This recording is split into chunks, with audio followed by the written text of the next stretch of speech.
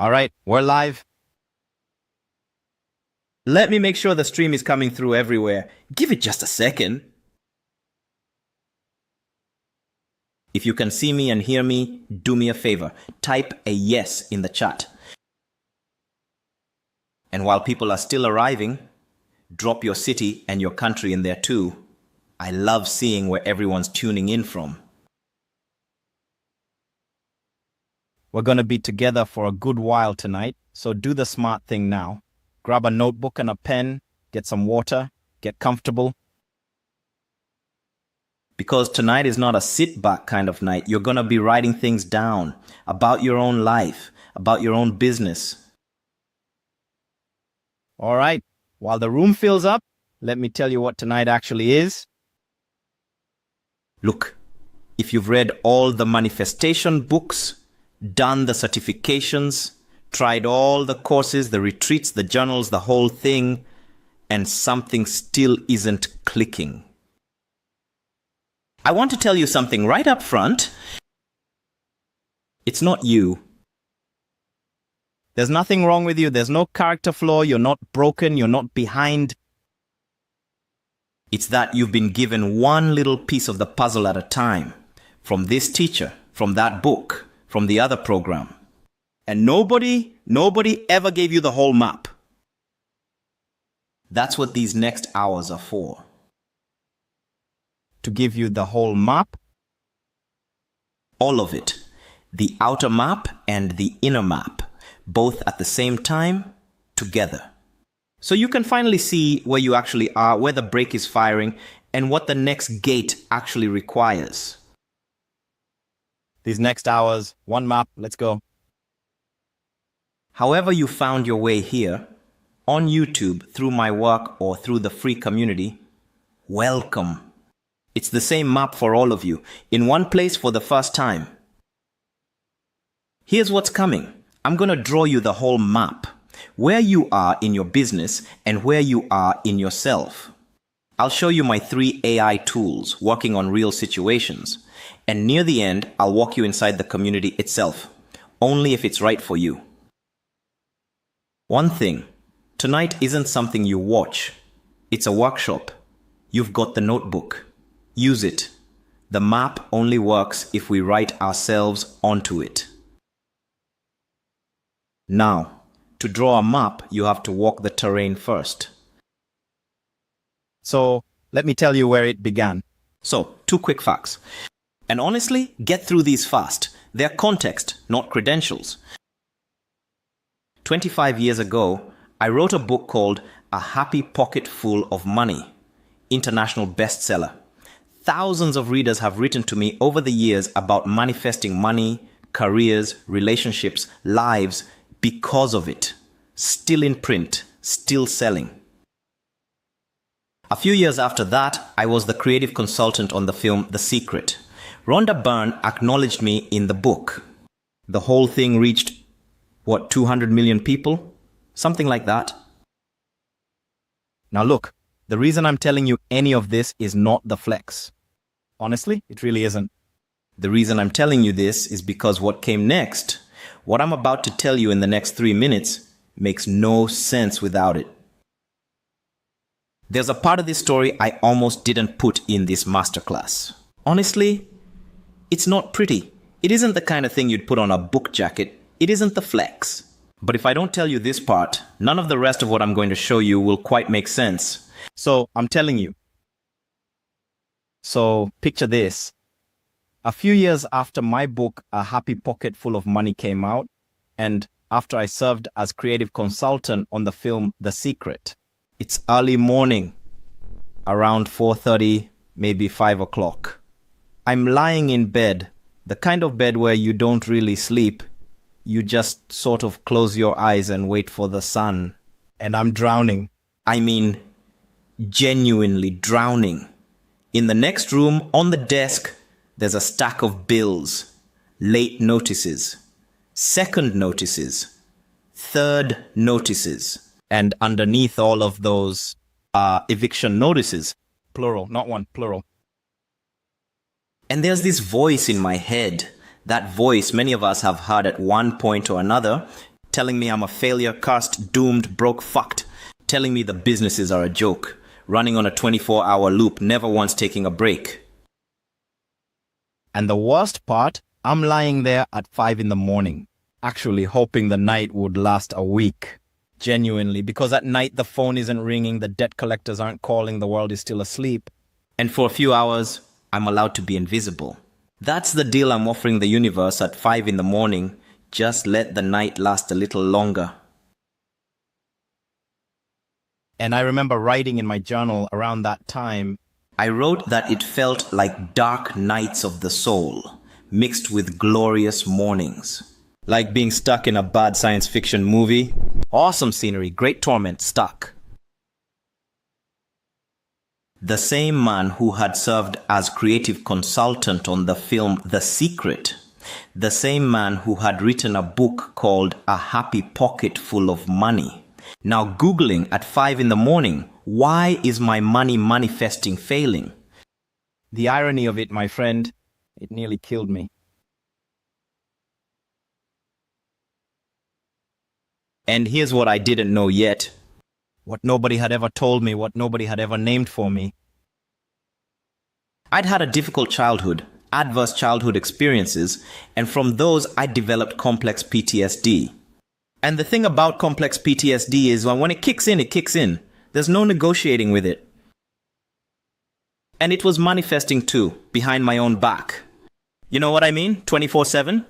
While I was up there making the pretty vision boards and writing the affirmations, the other system was running the opposite program, underneath. The whole time. And here's the image that finally cracked it for me. Listen to this.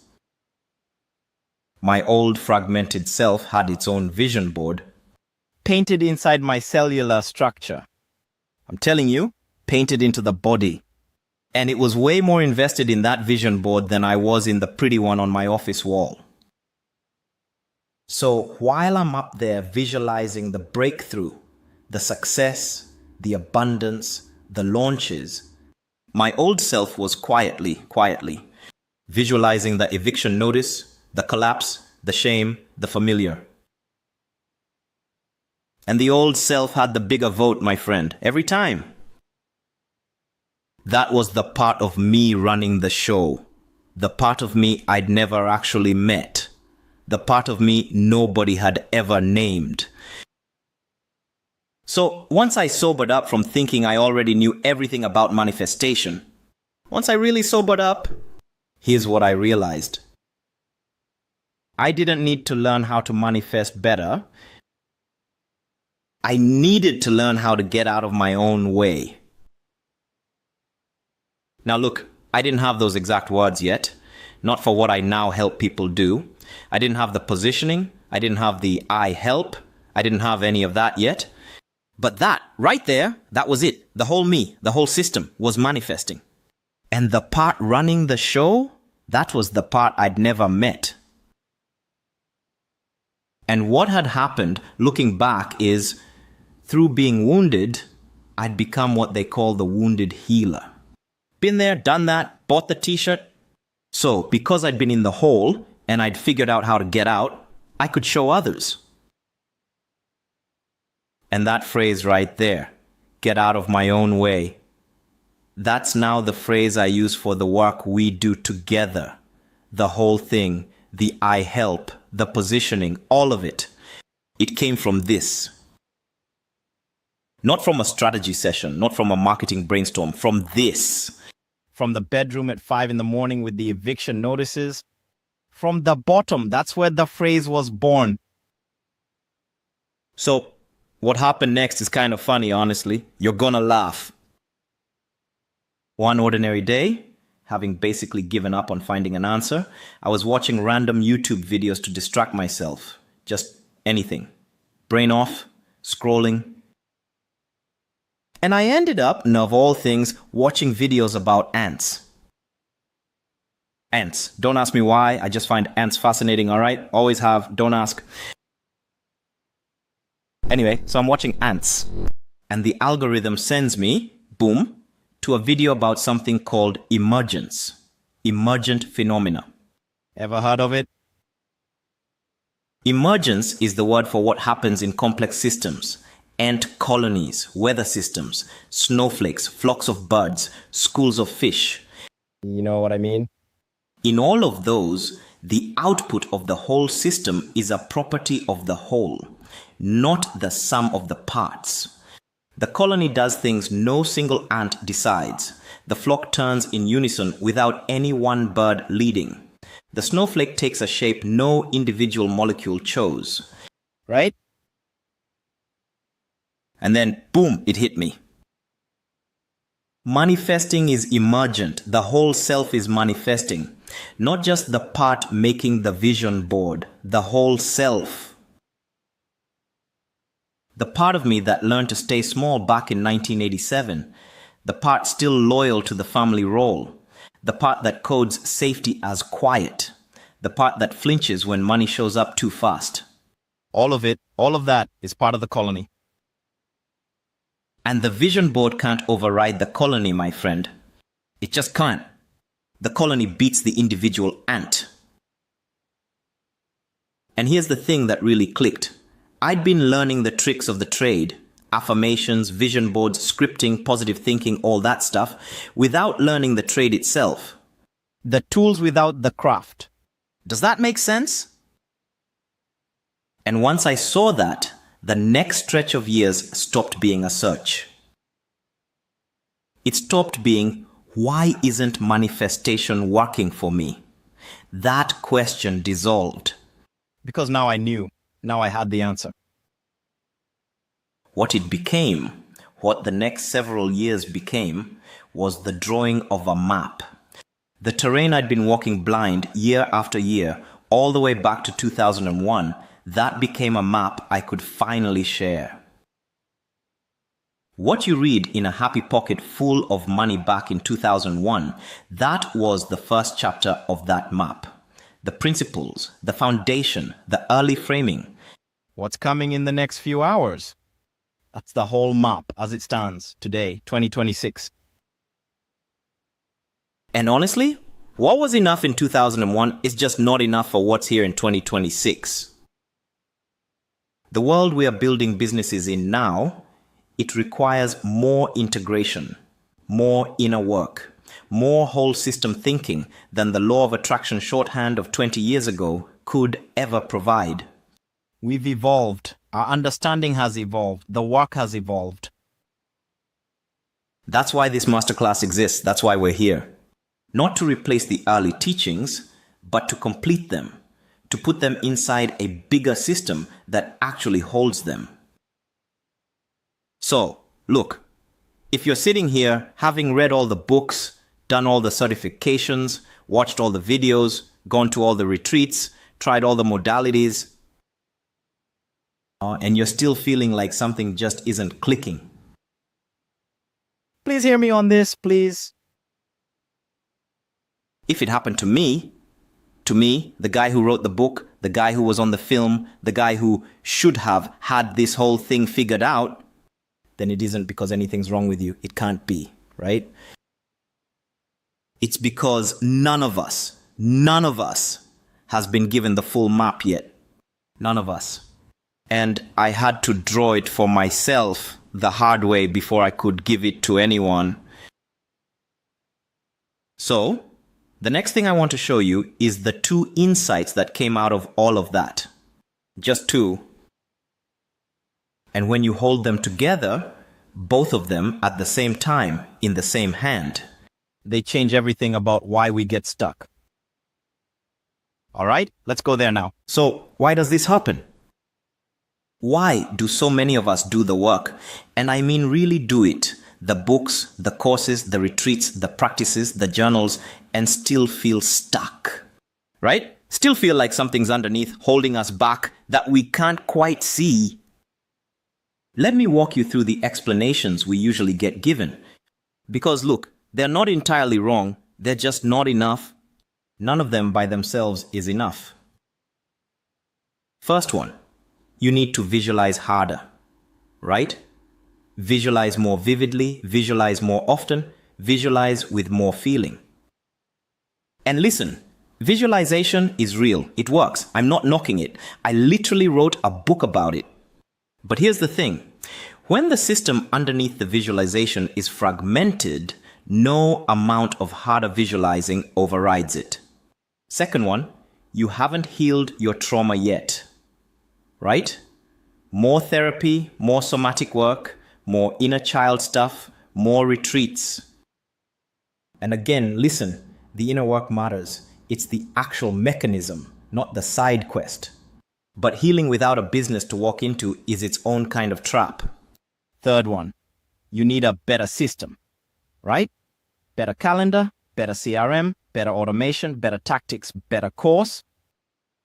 And yeah, systems matter. Of course they do. The break is upstream of the system, always.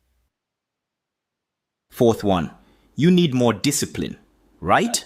Push harder, show up no matter what. Iron will, just do it. And look, discipline is a muscle. It matters. But when the body says no, and when the body has good historical reasons for saying no, no amount of discipline overrides it for long. So here's what's actually going on. Listen to this. There are two things happening at the same time. Two things, and most programs name one of them. Almost no one, and I mean no one, names both. In this masterclass, I want to name both. Insight number one, the wiring. Many of our businesses are being throttled by patterns our bodies learned in childhood. Listen to me on this. It's not you. It's not weakness. It's wiring. Now, there's something called the ACE study. ACE stands for Adverse Childhood Experiences. The CDC and Kaiser Permanente did the foundational work on this back in the 1990s. They studied 17,000 adults. 17,000.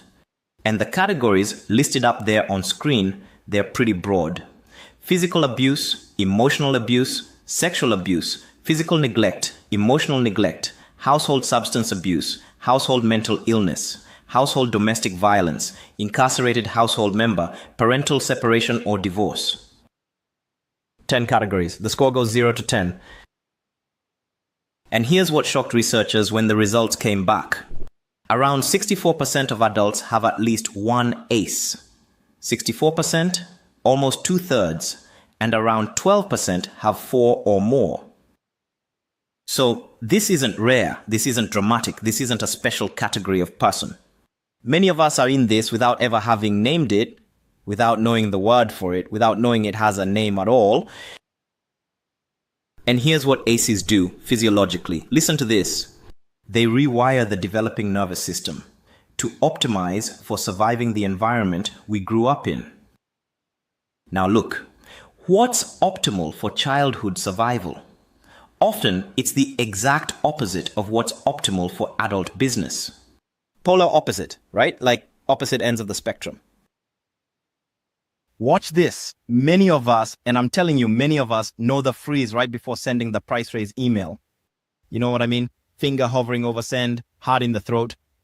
The whole body saying no.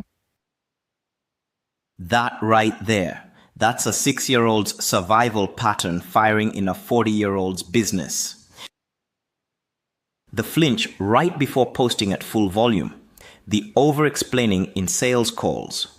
The phone response that shows up exactly when we need boundaries the most.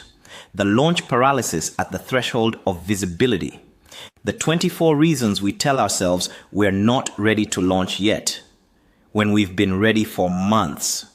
The full body hesitation before charging what the thing is actually worth. Sound familiar? Any of that? And look, none of these are character flaws. Not one of them. Not one. They're survival patterns. They were once exactly right for the family or the environment or the situation we grew up in. Once upon a time, they kept us safe. And now, they fire in places they were never meant to. Changing wiring is a completely different category of work from changing thoughts. Completely different category. We'll come back to that. It's not you, it's not weakness, it's wiring. Insight number 2, the coordinates. None of us has ever been given the map, the actual map. And without a map, every step feels random. Every block feels like a personal failure. Every breakthrough feels like luck. Here's an assumption most of us carry, and we don't even know we're carrying it. You know what I mean? The assumption goes like this. If I just had the right tactic, the right mindset, the right system, the right practice, I'd be there by now. But here's the thing about tactics. There is no single tactic for where I am right now. There isn't. Every level of business has its own break. Every level of inner work has its own trap. The tactic that gets us from 5,000 a month to 10,000, that's a completely different tactic than the one that gets us from 30 to 50. Completely different. And the inner practice that lifts us from level 2 mindfulness to level 4, that's not the same practice that lifts us from level 6 to level 8. Different terrain, different tactic, different gate every time. So when we apply the tactic that worked for someone else at a completely different level than we're at, and it doesn't work for us, what do we do? What do we conclude? We conclude we're broken, right? Because the tactic worked for them, and it didn't work for me. So I must be the broken one. But listen, we're not broken. We're at a different gate than they were when they wrote that tactic, that's all. Same person, different gate. The tactic isn't wrong, it's just not the tactic for our gate. And eventually we start to suspect, maybe I'm the problem, because nothing else in my experience is consistent. There's nothing else to point to. But with a map, now blocks become predictable. Breakthroughs become engineerable. The same step that felt random, boom, that's the step at this gate. The same block that felt personal, that's the break that fires at the 4 to 5 gate. Same step, same block, different interpretation, different agency. Does that make sense? And the map I'm about to give you has 2 axes, 2 of them. One outer, that's the journey of building a business, the actual revenue, the actual systems, the actual gates. One inner, that's the journey of becoming the kind of person who can hold what that business is asking of you. The mindfulness journey. The who am I becoming through this journey. Now look, they're not the same journey. They're really not. The outer one moves at one rhythm. The inner one moves at a completely different rhythm. And yet, they're the same person walking them. The same you, the same me. Walking both at once, whether we know it or not. We'll get to both, I promise you. But first I need you to feel why wiring and coordinates have to be held together. Because if we hold one without the other, the trap closes again, every time. And here's something interesting, and this is going to come back later. Many of us in this particular niche, conscious entrepreneurs with adverse childhood experiences, we tend to sit in a very specific quadrant of that map. A very specific one. We'll find out which one before tonight is done. But it's not random, I'm telling you. It's exactly the quadrant that ace wiring tends to land us in. And the map's going to show you why. Now look, here's how most programs out there handle this. And listen, I'm not knocking any of them. I want to be really clear about that. So stay with me. There are pure inner work programs, the healing modalities, the somatic work, the trauma-informed coaching. But, and here's the trap, they don't give us a map of the business journey. So what happens? Many of us heal, and we still don't have a business. Sound familiar? And then on the other side, the pure business programs, the strategy coaches, the offer design experts, the marketing operators. And they hand us a map of the business journey. Often a really good one, all right? Solid stuff. But they don't address wiring, they can't. It's just not what they do. So what happens? We get tactics we can't execute. Because the break fires the moment we try. Each kind of program does what it does well. I'm not knocking either one. The trap is, doing one without the other leaves us right where we started. And worse than that, way worse than that, now we feel like we failed at the program too, right? Now we're stuck and we feel like a failure on top of it. I'm telling you, that's a brutal place to be. A lot of us have lived in that place. Some of us are living in it right now. So here's what I want to say to you, all right? Listen to this.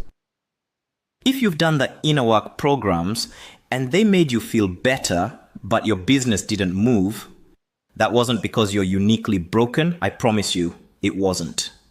It's because the map was missing. And the other way around. If you've done the business programs and got tactics that other people seemed able to execute and you just couldn't, that wasn't because you're uniquely broken either. It really wasn't. It's because the wiring was running underneath the whole time. And nobody ever named it for you. And listen to me on this. That feeling is the reliable signal that we've been working only one side of the equation. Both sides. That's the deal. So here's the new frame, all right? Listen. A working business isn't proof that we healed. No. Doing both at once, the wiring work and the coordinates work held in the same hand, that is the healing. The business is not the reward, my friend. The integration is the medicine. That right there, that's the door. So here's how tonight runs. First, we're going to walk two maps, one outer, one inner. The outer map is the entrepreneur journey. 9 levels of building a business, from solo to investor. The inner map is the mindfulness journey. 9 levels of inner work, from chaotic but beginning to fully liberated. After each map, there's a moment to find yourself on it, to locate your coordinates. Then we're going to overlay the 2 maps, one on top of the other. And look at the specific quadrant most of us in this niche tend to sit in. That overlay, that's the moment I told you about in the opening. The thing I've never shown publicly before. Then we're going to walk through the 27 traps that ambush us between the levels. 27 specific traps. Including the meta trap most of us miss, the big one. Then we'll build the climbing system. 3 pillars: economic machine, mind and heart, spirit and flow, the whole structure. Then the clarity method and the GPS plus I monthly cycle. That's the actual week by week practice. The thing you can run on yourself starting tonight. And along the way, 3 different times, I'm going to demo one of the AI tools, working on a real situation. And right at the very end, only if any of this lands for you, only if it's right for you, I'll walk you inside the community where we walk this together. Now look, if all that sounds like a lot, that's because it is. Honestly, it is.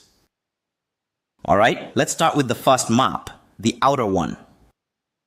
The journey of building a business and where each of us is sitting on it. Right now, give me 2 seconds, a sip of water. Then we climb into the first map. All right, the first map, the outer one, the journey of building a business. Now look, I want to be clear about something. This isn't my map. I didn't invent the levels. I just spent 25 years walking them, then watching other people walk them, then drawing them all in one place. So the rest of us don't have to walk them blind, right? There are 9 levels. 9. From 0, pre-business, dead broke, all the way to $1 billion in business. And they're grouped into 3 phases, self-employed, business owner, investor. Each phase has its own thing going on. Each level has its own break. Each gate between levels has its own trap. And here's the rule that breaks most entrepreneurs. I want you to hear this. This one matters. What got you to one level is not what gets you to the next. Different level, different game. Same person, but different game.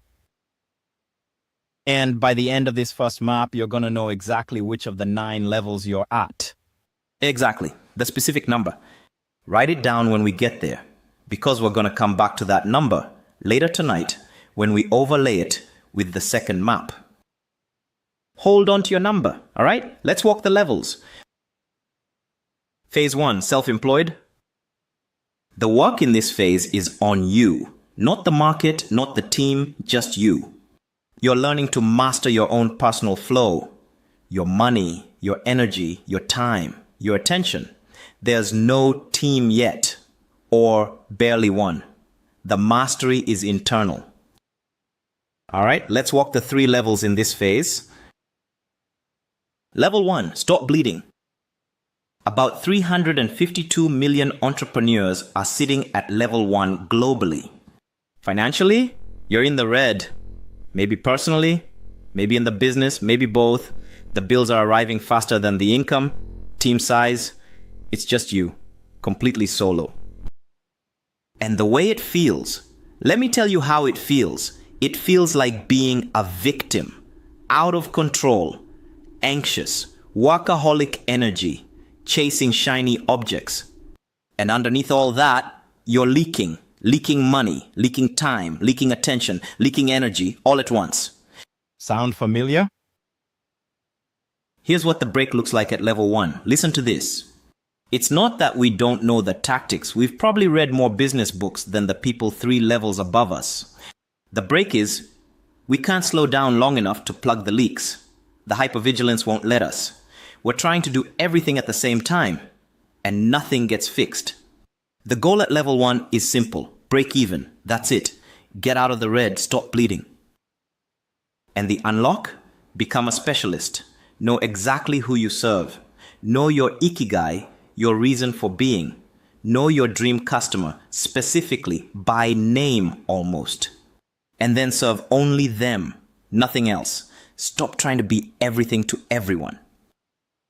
The way out of level 1 is narrowing. Always narrowing. Specificity is the unlock.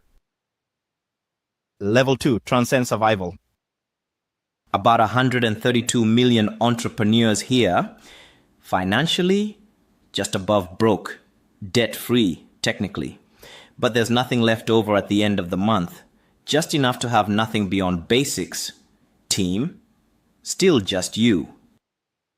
And here's the trap at level 2. Many of us think the way out is to hustle harder. Work harder, push more, squeeze more hours out of the week. Because that's what got us here, right? That hustle worked once, so we doubled down on it. But that's exactly what won't get us to level 3, I'm telling you. The hustle pattern is the break. The thing that broke us out of level 1, the thing we credit for our survival, is now the exact thing keeping us stuck at level 2. The goal at level 2 is cash flow positive. Consistently, not just a good month, a pattern of good months. And the unlock, become a true marketer. Listen, people don't buy products. They buy the marketing message. They buy the story. They buy the offer. So we turn the product into an irresistible offer. We build a customer list. Hook, story, offer. That's the unlock. Level 3, transcend hustling. About 37 million entrepreneurs here. Financially, sales are consistent. There's actual extra money at the end of the month. 6-figure earnings start showing up here. Team, you, plus an assistant, maybe a contractor or 2. You're not totally alone anymore. And the break at level 3, it's the handoff break. We've hired people, but we're still trying to do everything ourselves. We don't quite trust the people we've brought on. We rewrite their work. We redo their tasks. We tell ourselves it's faster if I just do it. The goal at level 3 is to stop hustling. Start systemizing. Build the thing that runs without your constant input. And the unlock? Automate your promotions. Lock down your brand and your positioning. Treat everything as a project or a process. Start adding SOPs and workflows. Become a specialist in one specific thing. And start letting other people do their jobs, even imperfectly, even differently than you'd do it. That's the unlock. All right, Time to put you on this map. Type it in the chat. The number of the level you're standing at right now. 1 through 9, just the number. Don't overthink it. First instinct. And be honest, nobody is judging levels here. Every one of us started at 1. One quick thing before you type it. Don't go by the income alone. Go by where the work actually lives, where your days actually go.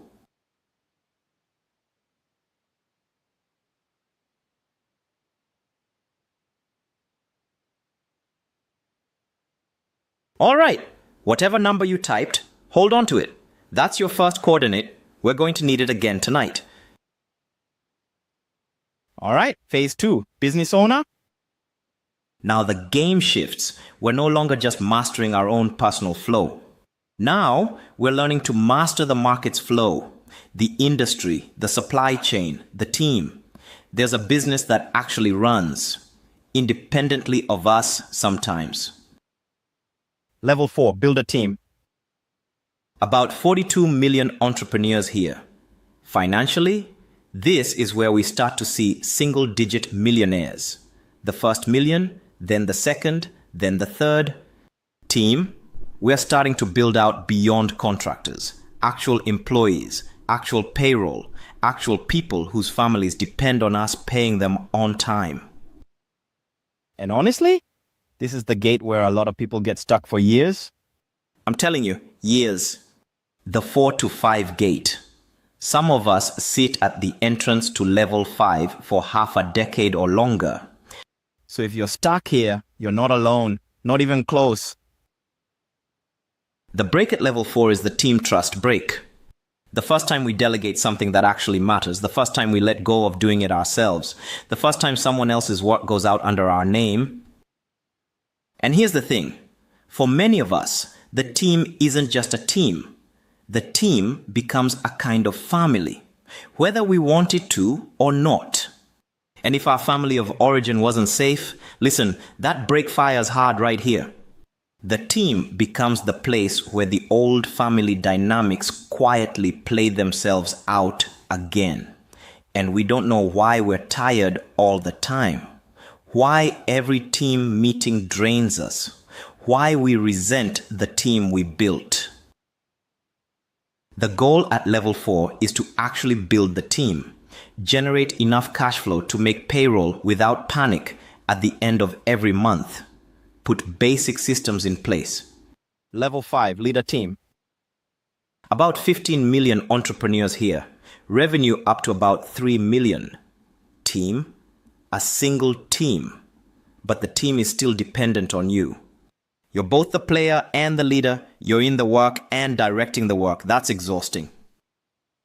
You're like a player coach in a sport. You're on the field. You're calling the plays. You're scoring the goals. And you're trying to develop the team while you're doing all of that.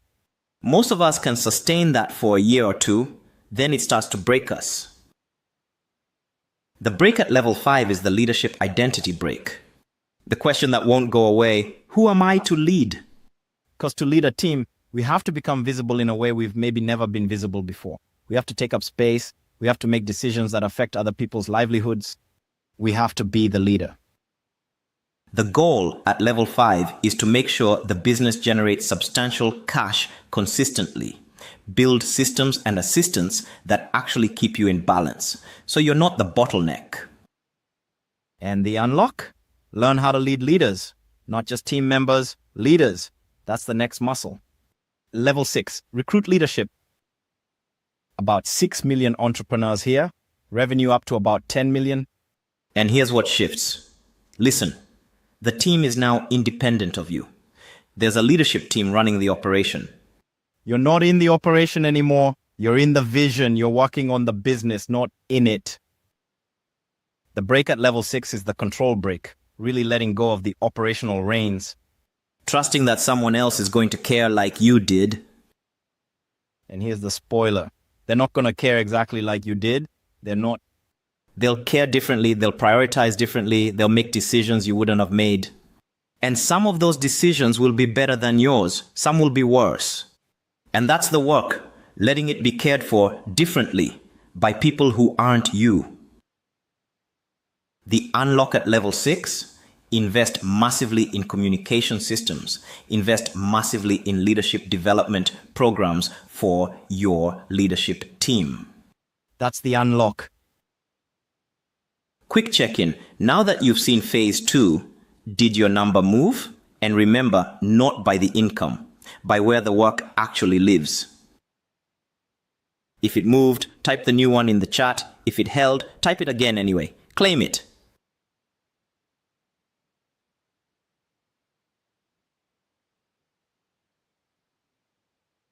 Good. Let's keep going.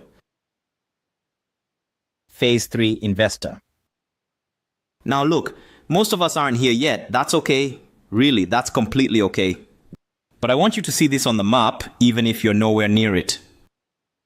Level 7, leader transformation. About 2 million entrepreneurs here globally. 2 million. Revenue between 10 and 30 million. Multiple teams now. Each one independent of you, each one with its own leadership. The break at level 7 is the societal impact break. The question that becomes unavoidable. What am I actually for? Beyond the income, beyond the team, beyond the customers. What's the larger thing I'm here to move? The unlock? Keep investing in communication, in reporting, in leadership development. Start professionally managing investments. And allow yourself to be guided by the leadership team, not always leading, sometimes being led. Level 8, hold trust. About 1.5 million entrepreneurs here. Revenue up to about 100 million. Multiple teams. A real organization now. The break at level 8 is the public trust break. Do I deserve to hold this much trust? Customers, employees, shareholders, communities, all holding their hopes inside something I built. That's a weight. The unlock? Invest in systems to grow suppliers and customers. The business is now an ecosystem, not just a company. Level 9, game changer. About 480,000 entrepreneurs here globally. About 2,600 of those are billionaires. Revenue from 100 million to billions. The break at level 9 is the legacy break. What do I do with this much power? The question becomes about what I'm going to leave behind. What gets named after this? What changes for future generations because of it? The unlock? Define your societal vision. Mergers and acquisitions. Get buy-in from the public and government. CSR and PR at a higher level. The business stops being a business. It becomes a vehicle for civilization. All right, now the big one. Where are you on this map? Right now, today, this week? Write the number down, 1 through 9. Pick one. If you're between 2, pick the lower one. The lower one is almost always the accurate one. Because the gates work that way, you're at the level until you fully completed the gate transition, not when you first start crossing it. Take a moment, take a full minute, sit with the question.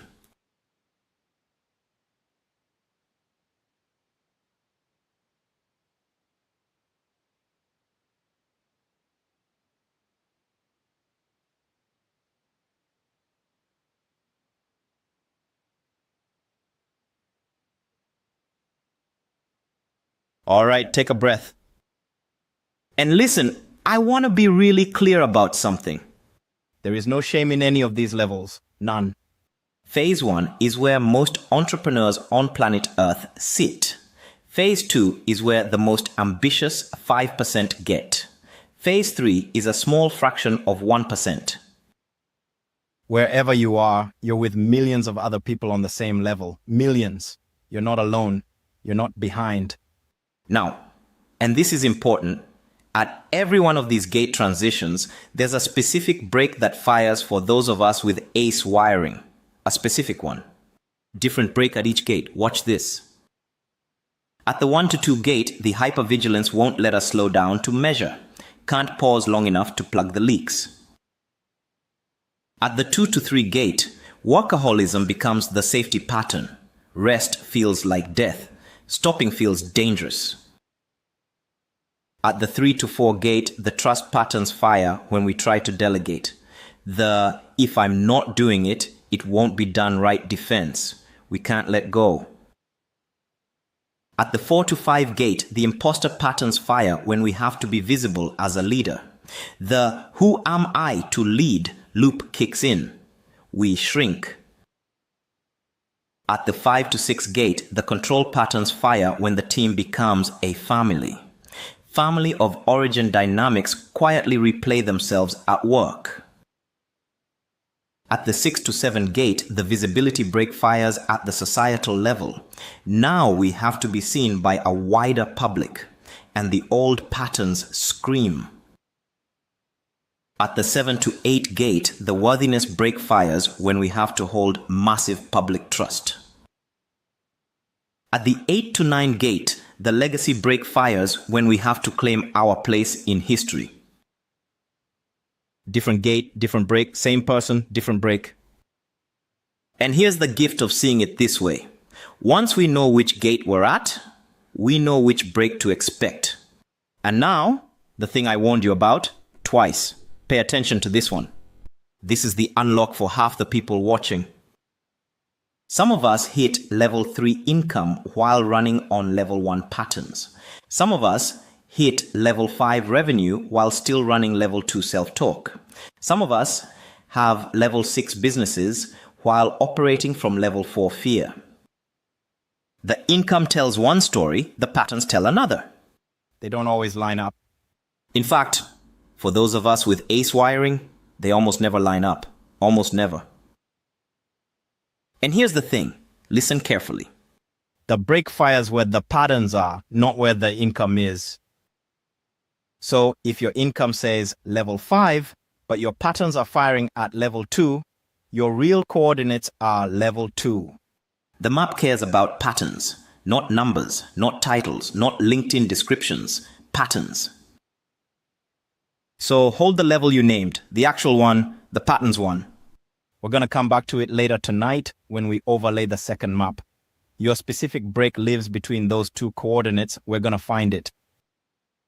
But first, before we look at the inner map, let me show you what each of these gates actually requires. Because the break fires ate a specific gate, and the climbing tools are different at each one. Let's go into the first pillar, economic machine, and walk what each level actually needs from you. Right? All right? Let's go. All right. So we just walked the first map. You've named your level. You've got your number. Good. Now, before we look at the second map, I want to introduce you to the climbing system itself, the thing that actually gets you through the gates. 3 pillars. And we're going to start with the first one, economic machine. What is economic machine? It's the outer game, the mechanics of building a business, the offer you sell, how you price it, how you market it, who you sell it to, the systems that make it scale, the team that runs it. All of that, the whole outer architecture, that's economic machine. Now look, there are 2 more pillars after this one. Mind and heart, that's the inner game, the wiring, the patterns, the 6 layers. And spirit and flow, that's the alignment between them, the deepest layer. We'll get to both, I promise, but economic machine first. Because this is where the visible work shows up. This is the stuff people see when they look at our businesses. The revenue, the customers, the offers, the team, the systems, all of it. Right? So let's go in. And before we go any further, I want to acknowledge something specific to this audience. Listen to this. Many of us in this niche, conscious entrepreneurs with adverse childhood experiences, we've over-indexed on inner work. We've done the certifications, the retreats, the therapy, the somatic stuff, the healing modalities, the breath work, the plant medicine, the journals. All of it. And many of us, and I'm including myself here, Many of us have underinvested in the outer game, the economic machine side, the asking, the charging, the launching, the selling, the visibility. Now look, that's not because we're lazy. It's not because we don't care about business. Not at all. It's because the outer game requires something specific, something tender. It requires us to take up space, to ask, to charge, to send the email, to launch, to raise the price, to put ourselves out there at full volume. And every one of those, every single one, is exactly the kind of moment Ace Wiring fires against. Every single one. Sound familiar? The freeze before sending the price raise email. The flinch before posting at full visibility. The over-explaining in sales calls. The phone response when we should be holding the line. The 24 reasons we are not ready yet. Those aren't business problems, my friend. They're wiring problems showing up at business gates. That's why this pillar matters. And that's why we're going slow with it. All right, first teaching. And this one matters more than most people realize. The offer is not the product. Most of us in business, we build a great product, a great service, a great thing. We pour ourselves into making it good. And then we try to sell that thing. We sell the thing we built. And we don't make the sales we should. And we wonder why. And the reason why is people don't buy products. They never have. They never will. They buy the offer. The offer is the promise plus the packaging plus the perception. The product is what delivers the promise. But the offer is what the buyer is actually buying. There's a great teacher in this space, a guy named Tom Young, really good at this, and he uses this line. Listen. Sell the vacation, not the plane flight. Does that make sense? And here's the structure for building an offer that actually works. 5 Ps. Watch this. Person. Who's the perfect future client? Specifically, by demographic, by psychographic, by the exact situation they're in. Pain. What's their actual headache? The one they're losing sleep over. The one that's costing them a marriage or a business or their health. Not a nice to have. The one keeping them up at 3 in the morning. Painkiller. What's the specific solution? Yours? The thing only you can deliver in the way only you can deliver it. Path. What's the roadmap? The journey they walk to get from where they are to where they want to be. The step by step. The week by week. Promise. What's the outcome they actually want? Not what we think they should want. Not what's noble or impressive. What they actually want, the vacation, not the plane flight. 5 Ps, person, pain, painkiller, path, promise. That's the spine of any irresistible offer. The product is the engine. The offer is the everything else.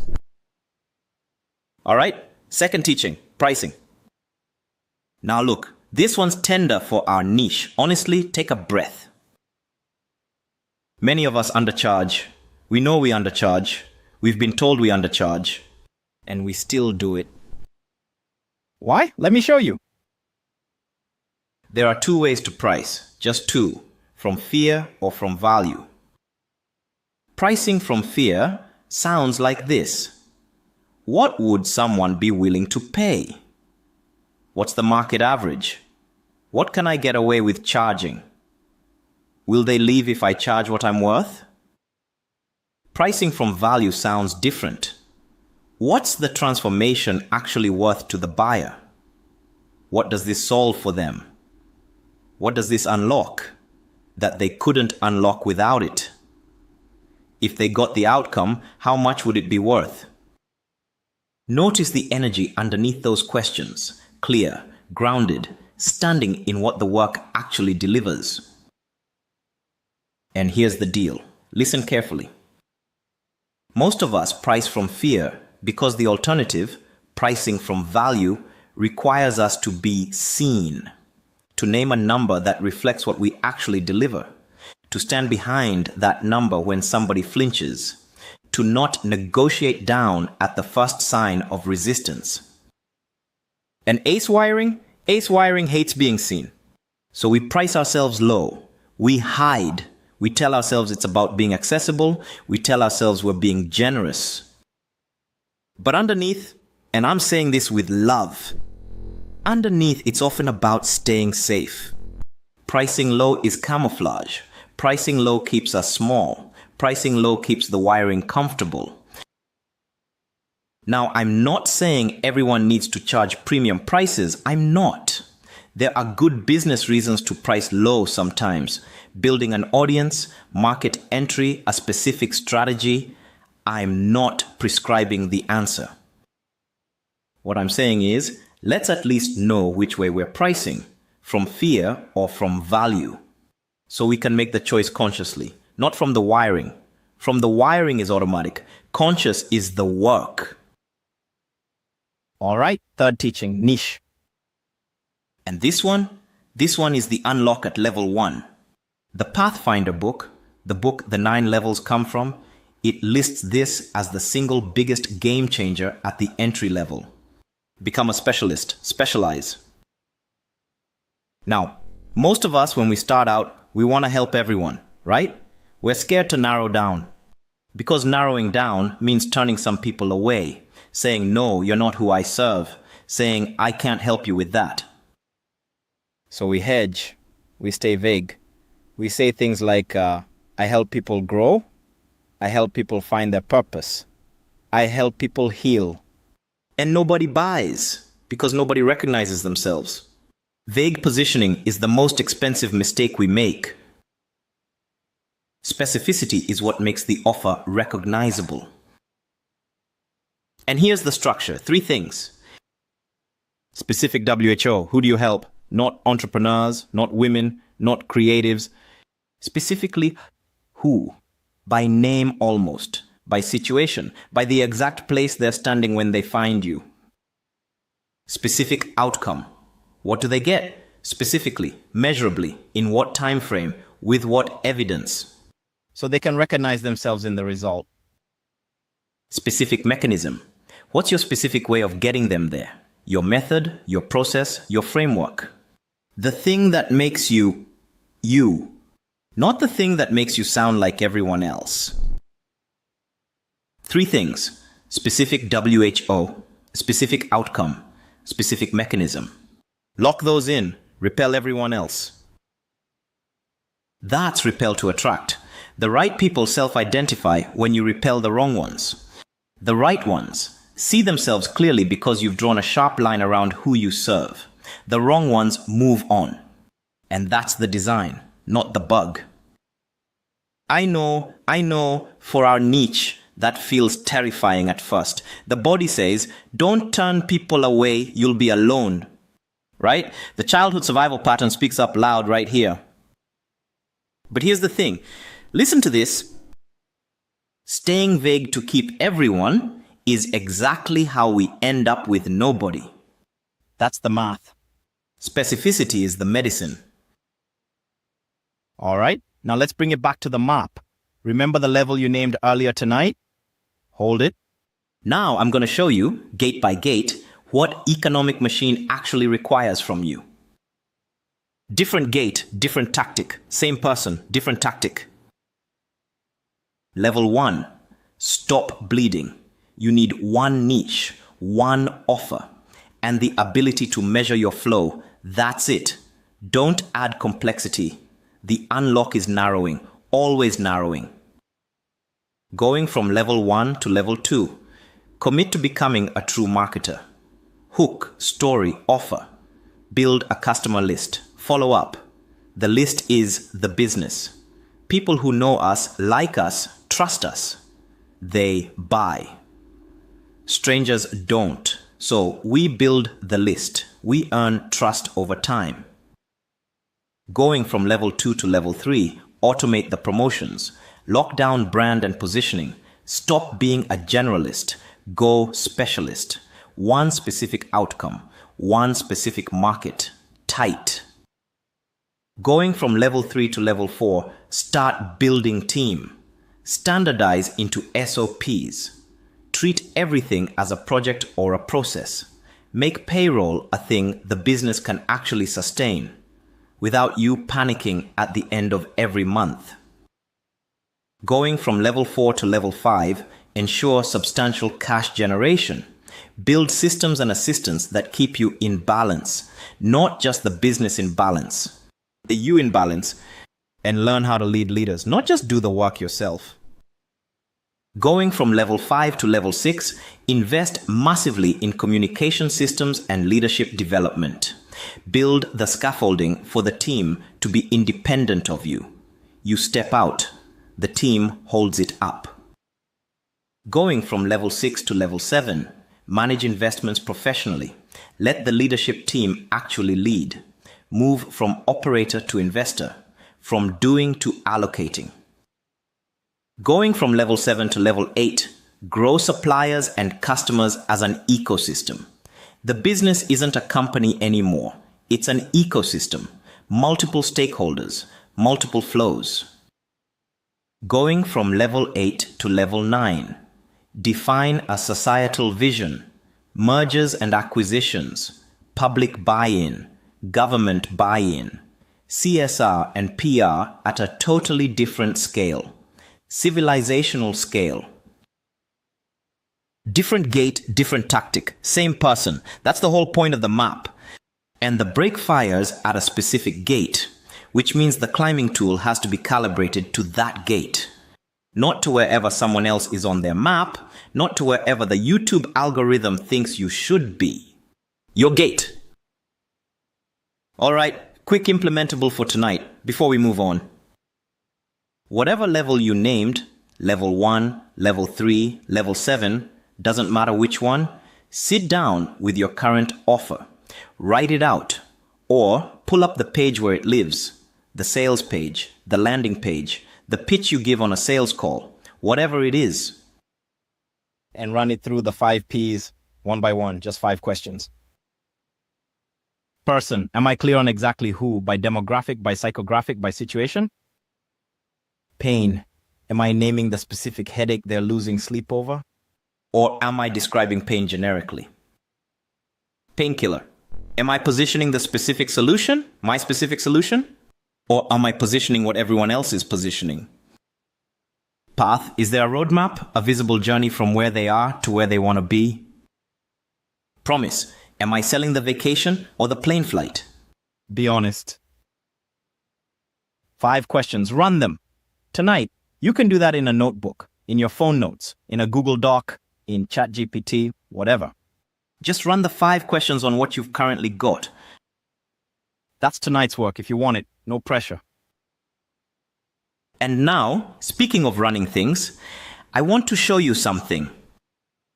I want to show you what happens when we run a question like this through one of the AI tools I built specifically for this work, the AI Business Strategy OS. Let me bring it up on screen. A real situation, real output. Let's go. Quick beat before we dive in. If you've just joined us, welcome. We've walked the outer map of the entrepreneur journey, and everyone here has named their level on it. You're right on time for the part where the AI starts doing the heavy lifting, and the replay carries everything you missed. All right, so speaking of running the question through an AI, let me show you something. The first of 3 AI tools I built specifically for this work, the AI Business Strategy OS. Let me bring it up on screen. It's an AI-powered business strategy partner built on top of Claude, Anthropic's reasoning model, strongest one out there right now. And here's what makes it different from a generic ChatGPT prompt. It synthesizes 3 layers of source material at once. 3 layers. Layer 1. The foundational business strategy frameworks made public by the top consultancies. The McKinsey playbooks, the KPMG strategy frameworks, the BCG matrices. Layer 2. The publicly available teachings of the modern entrepreneurship experts I've studied. The Hormozes, the Brunsons, the Tom Youngs, the Takimors. All the operators I respect in the conscious business and coaching space. Their offer design, their pricing logic, their growth models, their playbooks. Layer 3, my own 20 plus years of work, the Pathfinder, the 9-level map you just walked through, the breakfire patterns, the conscious entrepreneur with adverse childhood experiences niche specifically, the way that niche climbs. 3 layers stacked together. Now, what we're going to do is feed it a prompt that's pretty common for our audience. Watch what it does. Listen carefully. This is the moment a lot of you are going to lean in. Now look, quick honest framing before we start. What you're about to see is what I call a cold demo. The AI doesn't know me. It doesn't know my business. It doesn't know my history. Zero memory, zero context. Just the prompt I'm about to type and the framework it's trained on. That's it. Cold. But the real magic happens once you've been using it. Where this same AI has your full context, built up from your own conversations with it over weeks and months.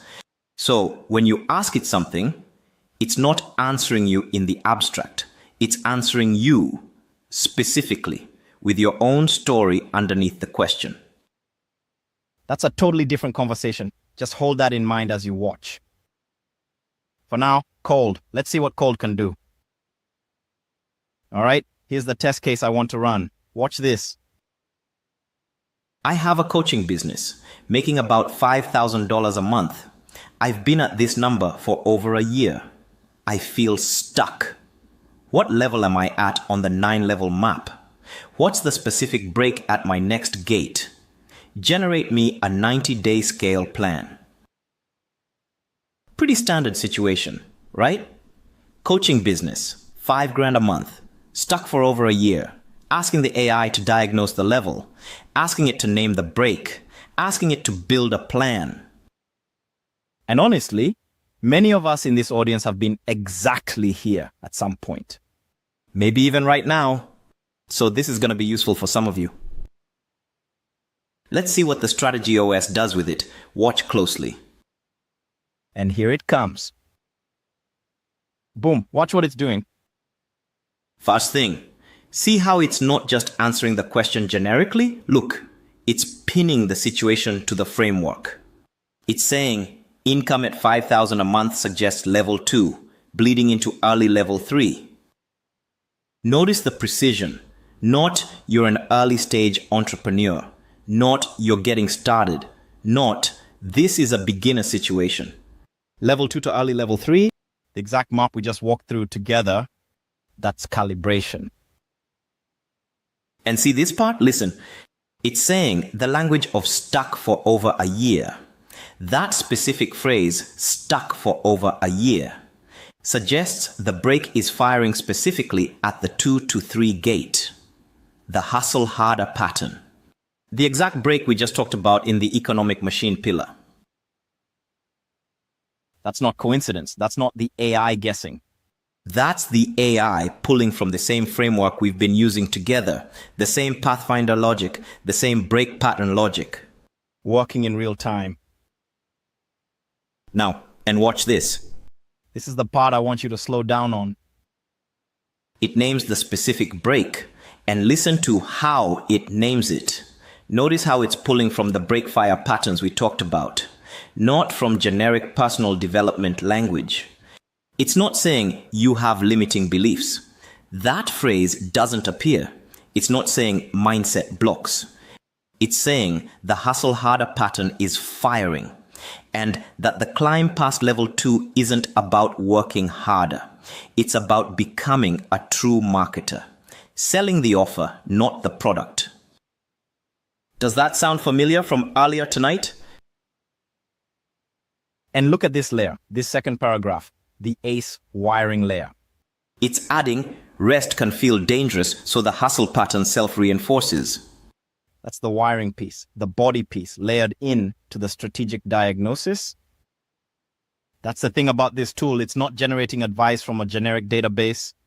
It's drawing from the exact same map and teachings we've been walking together, and from the McKinsey-style strategy logic, and from the modern operators in this space. All 3 layers working at once, all 3 working together.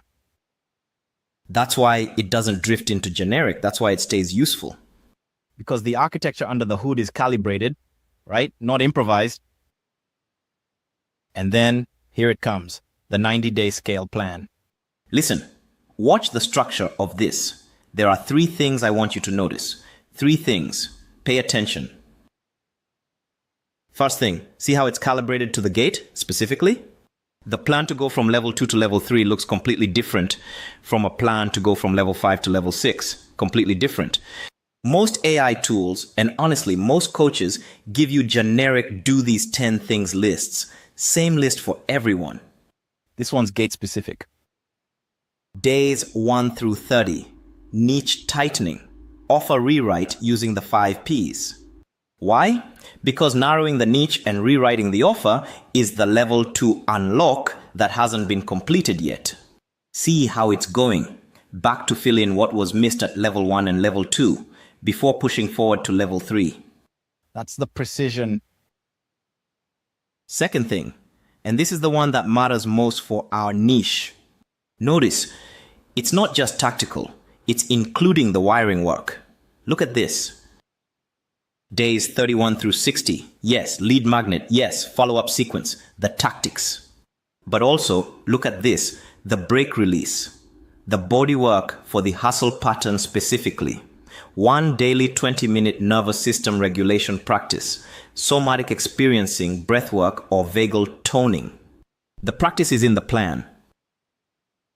That's because the AI knows for our niche, the tactic alone doesn't work without the break release. So, the plan is integrated, inner work and outer work in the same plan, both held in the same hand. The integration is the medicine. Remember, from the reframe at the top of tonight, same principle, different application. Third thing, see how it's giving milestones, not just tasks. Tasks fail, tasks pile up, tasks become a to-do list nobody finishes. Milestones, those work differently. Days 61 through 90, scale the marketing engine. Milestone, monthly revenue trending upward. Plus, and this is the part I love, the hustle pattern noticeably less reactive. Measurable, trackable, both axes, outer measure, inner measure, together. Tasks fail, milestones succeed. That's how a real plan works. That's about a minute of work for the AI, cold, with no context on me whatsoever. Zero knowledge of me as a person. Imagine what it does when it actually knows you. All right, so what you just saw was the cold version. The AI had nothing on me, no history, no context, no memory of any prior conversation. Zero. And it still did that. Once I've been using it over time, this same AI has my full context. It knows what I tried last month. It knows what worked. It knows my niche. It knows my offer. It knows the conversation I had with IT 3 weeks ago. Because I've been talking to it directly in my own account. Not because it's watching the community. Not because it's reading anyone else. Just me and the tool in my own history with it. That's the difference. Cold demo versus warm demo, both useful. The warm one is dramatically more powerful. Just stating the fact, not selling. So that's the AI Business Strategy OS. We're going to come back to this tool's 2 siblings later in the masterclass. The AI Quantum Growth Coach for inner state work. That's coming up after the next map. And the AI Vision Weaver for the alignment piece. That one's near the end. But for now, listen. We just walked the first map. The entrepreneur journey. We just walked the first pillar. Economic machine. And we've just seen the AI Business Strategy OS in action. So you got the outer game in your hand, the outer axis locked. Time to look at the inner game, the inner axis. Let's go to the second map, the 9 levels on the mindfulness journey. Because here's the thing, your coordinates aren't on one map, they're on 2. And the break fires between the 2 coordinates. Let's go find your second axis. All right, the second map, the inner one, the 9 levels on the mindfulness journey. This map comes from a much older tradition. the Buddhist tradition of shamatha. The word shamatha means calm abiding, mind that has come to rest. What I've done is adapt the language a little, pull it into a form that maps onto the entrepreneur journey we just walked. So when we overlay the two maps later tonight, both axes are real. Both have been walked by millions of people. Both work. And before we walk the levels, here's the central principle of the inner map, the most important teaching in this whole section. I want you to write this one down. Listen. Progress is not measured by never getting distracted. Progress is measured by recovery speed, how fast you notice you've wandered, and how fast you come back. That's the whole game. Every time we notice and return, that's a rep. That's how the muscle builds. So if your mind wanders during meditation, and it will, congratulations. That's exactly when the work happens. All right, 3 phases, 9 levels, same shape as the outer map, but the terrain is completely different.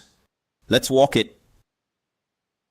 Phase 1, the chaotic beginning, plus the first patches of stability, levels 1 through 3. This is where everyone starts. Everyone. Buddha started here, Jesus started here, Krishna started here, I started here. You started here, or you're starting here right now. All right, let's walk the 3 levels. Level 1, placement. You're just beginning. At level 1, the mind wanders constantly. You can barely hold attention on the breath for a few seconds before you're off into a thought. And here's how it feels. Let me paint you the picture. In the traditional framework, the mind is symbolized as an elephant. At level 1, it's a dark elephant. Big, dark, heavy. And here's the kicker. The elephant doesn't even know you're there. You're chasing behind it, and it's completely ignoring you. And there's a monkey leading it. The monkey is the monkey of distraction, bouncing all over the place. The elephant follows the monkey follows whatever's bright. And you're trailing behind both of them, breathless, trying to keep up. Sound familiar? And here's the most important thing about level 1. Pay attention to this. It's not failure. It's not weakness. It's not you can't meditate. It's where everyone starts. The chaos is the starting condition, not the problem. Most of us, when we sit down to meditate for the first time, we get a few seconds of focus, then 5 minutes of wandering. Then we conclude, I can't meditate. My mind is too busy. This isn't for me. And we stop. But what we've actually done is we've seen what was always happening underneath. Meditation didn't create the chaos. It revealed it.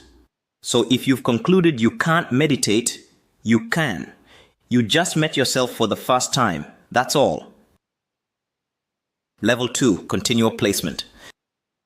Now something starts to shift. You can hold attention for longer periods. Still mostly lost in thought, sure, let's be honest. But you're starting to catch the wandering. The capacity is building, slowly, reliably.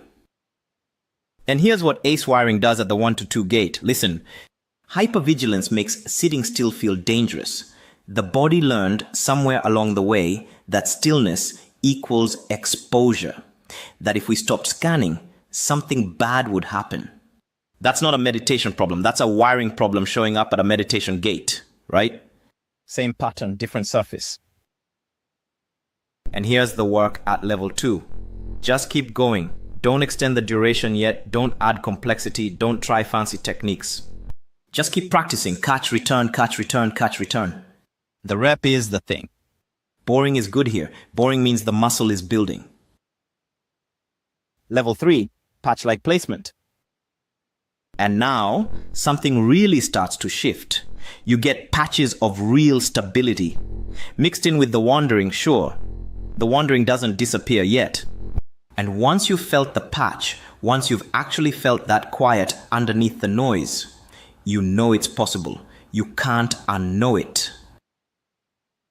What ACE wiring does at the 2 to 3 gate, listen, the inner critic wakes up. Every wander gets judged. The judgment is brutal. And it's also automatic. We didn't choose to hold ourselves to that standard. The wiring did. That's the break at this gate, not lack of practice. Self-judgment. Different break, same person, different break. But level 3 is the entry to something much bigger, the first foothill of a real mountain. Hold that thought. We'll come back to it at the next level. All right? Same move as the outer map. Type your inner level in the chat, 1 through 9.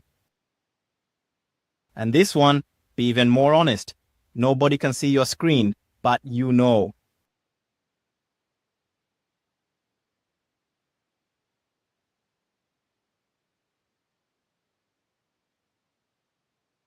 Good. You now have 2 numbers. Hold them both. Later tonight, they meet. All right. Phase 2. The shift plus growing mastery. Levels 4 through 6. Level 4, close placement. Your attention is more stable now. Still requires effort to hold. You're not coasting yet. Don't think you've made it. But something profound happens at level 4. The elephant, that dark elephant from level 1 that didn't even know you were there, it turns around. It notices you. The monkey of distraction, that frenetic little creature that's been leading the show, it notices you. And here's why level 4 is the most important moment in the whole inner journey. Listen carefully. When the internal elements start looking at you, when you can feel that the relationship has changed, the tide has turned. You're no longer just chasing. You're in relationship with your own mind. From here on, every level is climbing up into mastery. You're not just trying to catch up anymore. The fundamental dynamic has flipped. And here's what ace wiring does at the 3 to 4 gate. The big one. The gate of all gates for our niche. Listen carefully. As mindfulness deepens, as the practice gets quieter, the body starts surfacing what it's been holding all these years. The patterns, the grief, the body memories, the childhood material we've been carrying without knowing. And many of us flee. But the break is still there. We just stopped looking at it. That's called spiritual bypass. And listen, there's no shame in it. None. Most of us have done it. I've done it multiple times. It's a checkpoint a lot of us hit, not a sin some of us commit. Naming it is the first step past it. So I'm naming it here, out loud, for all of us. Level 5, tumming. The mind is becoming trainable. Distractions get recognized quickly. The elephant, finally, is starting to walk where you point. The chase is over. But now the rabbit becomes the main challenge, subtle dullness. Subtle dullness feels a lot like calm, a lot. The work at level 5 is learning to distinguish bright, clear attention from peaceful, foggy attention. And what ace wiring does at the 4 to 5 gate. Important one. Dissociation patterns can disguise themselves as advanced practice. Listen to this. Many ace survivors, many of us, are unusually good at dissociating. We've been dissociating since childhood. We are experts at it. And we can sit in peaceful dullness for hours, looking very enlightened from the outside, while actually not being present at all. Level 6, pacification. Now, resistance to practice diminishes. The mind cooperates more fully. The gross obstacles, the loud thoughts, the bored mind, the body itch, the leg ache, those are mostly handled. Done. What ace wiring does at the 5 to 6 gate, the ego starts fighting dissolution. Listen, as the practice deepens, the false self, the one built from the survival patterns, the one that learned to stay small back in 1987, that false self senses what's coming. It senses that it's about to be unwound, and resistance can spike here. Hard. Different gate, same defense, different surface. If you just recognized yourself somewhere in that phase, type the word breaks in the chat. Just that word.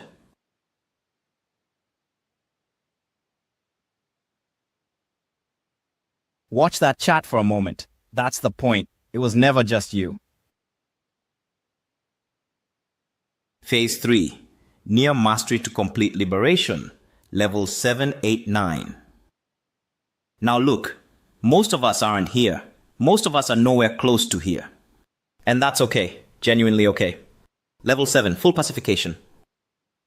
Even subtle distractions don't derail us anymore. The mind is quite stable. Some effort still required to enter the deep states, but deep concentration is reliably accessible. What ace wiring does at the 6 to 7 gate? The question, who am I without my patterns, becomes unavoidable. An identity crisis can spike here. Level 8. Single-pointed placement. Attention is sustained with minimal effort. Very subtle dullness is the only remaining challenge. And even that's mostly handled. The elephant is trained. We barely need to direct it anymore. It walks where we walk, without instruction. What ace wiring does at the 7 to 8 gate, the last grip of the false self begins releasing. There can be a kind of grief at this gate. That grief is part of the work, not a deviation from it. Level 9, complete mastery. And here's the colorful name I use for this one. Don't judge me. Listen. Unfuckwithable. Mental stability that requires no effort, no discipline. The trained elephant carries you now. Spontaneous attention. The false self has died. The true self has arisen. This is what Buddha pointed to, Jesus pointed to, Krishna pointed to, Lao Tzu pointed to, Rumi pointed to. All of them. Same destination, different vocabularies. The unveiling of our inherent nature, which has been covered by conditioning the whole time. And listen, most of us aren't going to live at level 9, maybe ever. I'm not at level 9. I'm telling you, let's not pretend. But the destination is real. People have walked there. People are walking there right now. And the direction matters, even if we never arrive at the destination.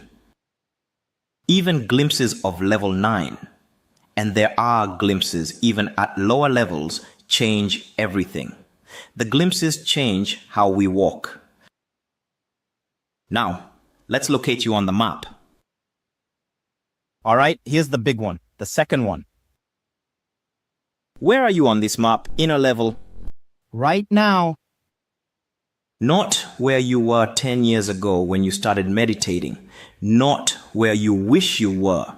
Not where your retreat teacher said you were. Right now, today. Write the number down, 1 through 9. Same rule as before. If you're between two levels, pick the lower one. The lower one is almost always the accurate one.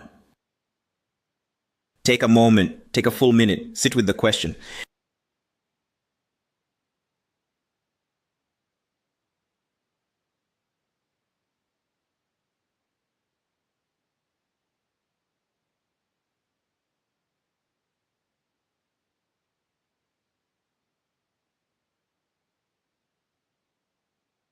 All right, take a breath.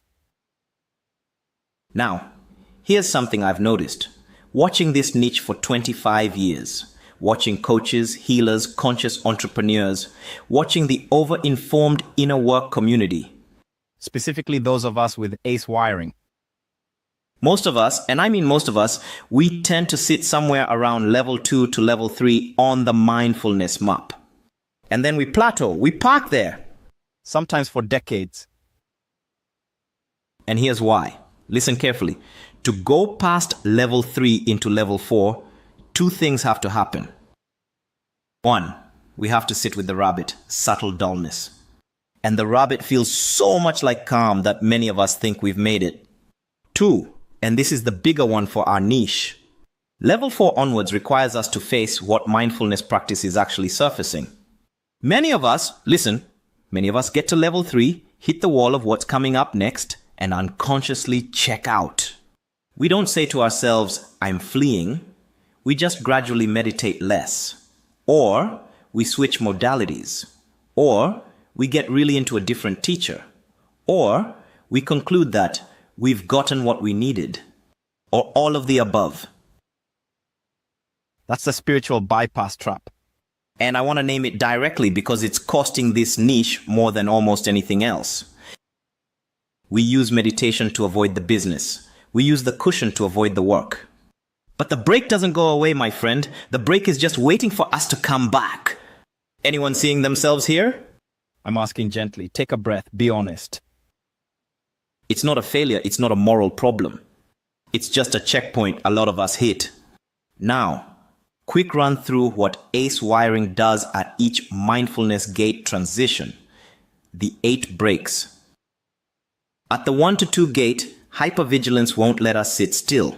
The body refuses to settle. At the 2 to 3 gate, the inner critic wakes up and judges every wander. I should be better at this by now. At the 3 to 4 gate, the big one, the body starts surfacing what it's been holding. And many of us flee back to safer modalities. Spiritual bypass lives here. At the 4 to 5 gate, subtle dullness becomes the new hiding place. Dissociation disguised as advanced practice. At the 5 to 6 gate, the ego starts fighting dissolution. The false self defends its territory. At the 6 to 7 gate, the question, who am I without my patterns, becomes unavoidable. Identity crisis. At the 7 to 8 gate, the false self starts releasing. Grief for who we used to be. At the 8 to 9 gate, even the practitioner identity drops, the last attachment. Each gate has its own break. Each gate has its own door. All right? Hold this level, the one you just named on the inner map. We're going to overlay it with your business level, the one you named earlier tonight. Very soon now. And here's what's going to happen. Listen. Your specific break, the one that's been firing for years. That break lives between those 2 coordinates, outer level, inner level. Where they meet, that's where the break is, and we're going to find it tonight. You're going to see something on the overlay that I've never shown publicly before. Not on YouTube, not in a workshop, not in any of my books. The first time anywhere. Most of us in this niche, those of us with ACE wiring, we cluster in a very specific quadrant of the 9x9 grid, a very specific one. And the moment we see ourselves there, the moment the dot lands on the grid, the shame of I'm uniquely broken starts to dissolve.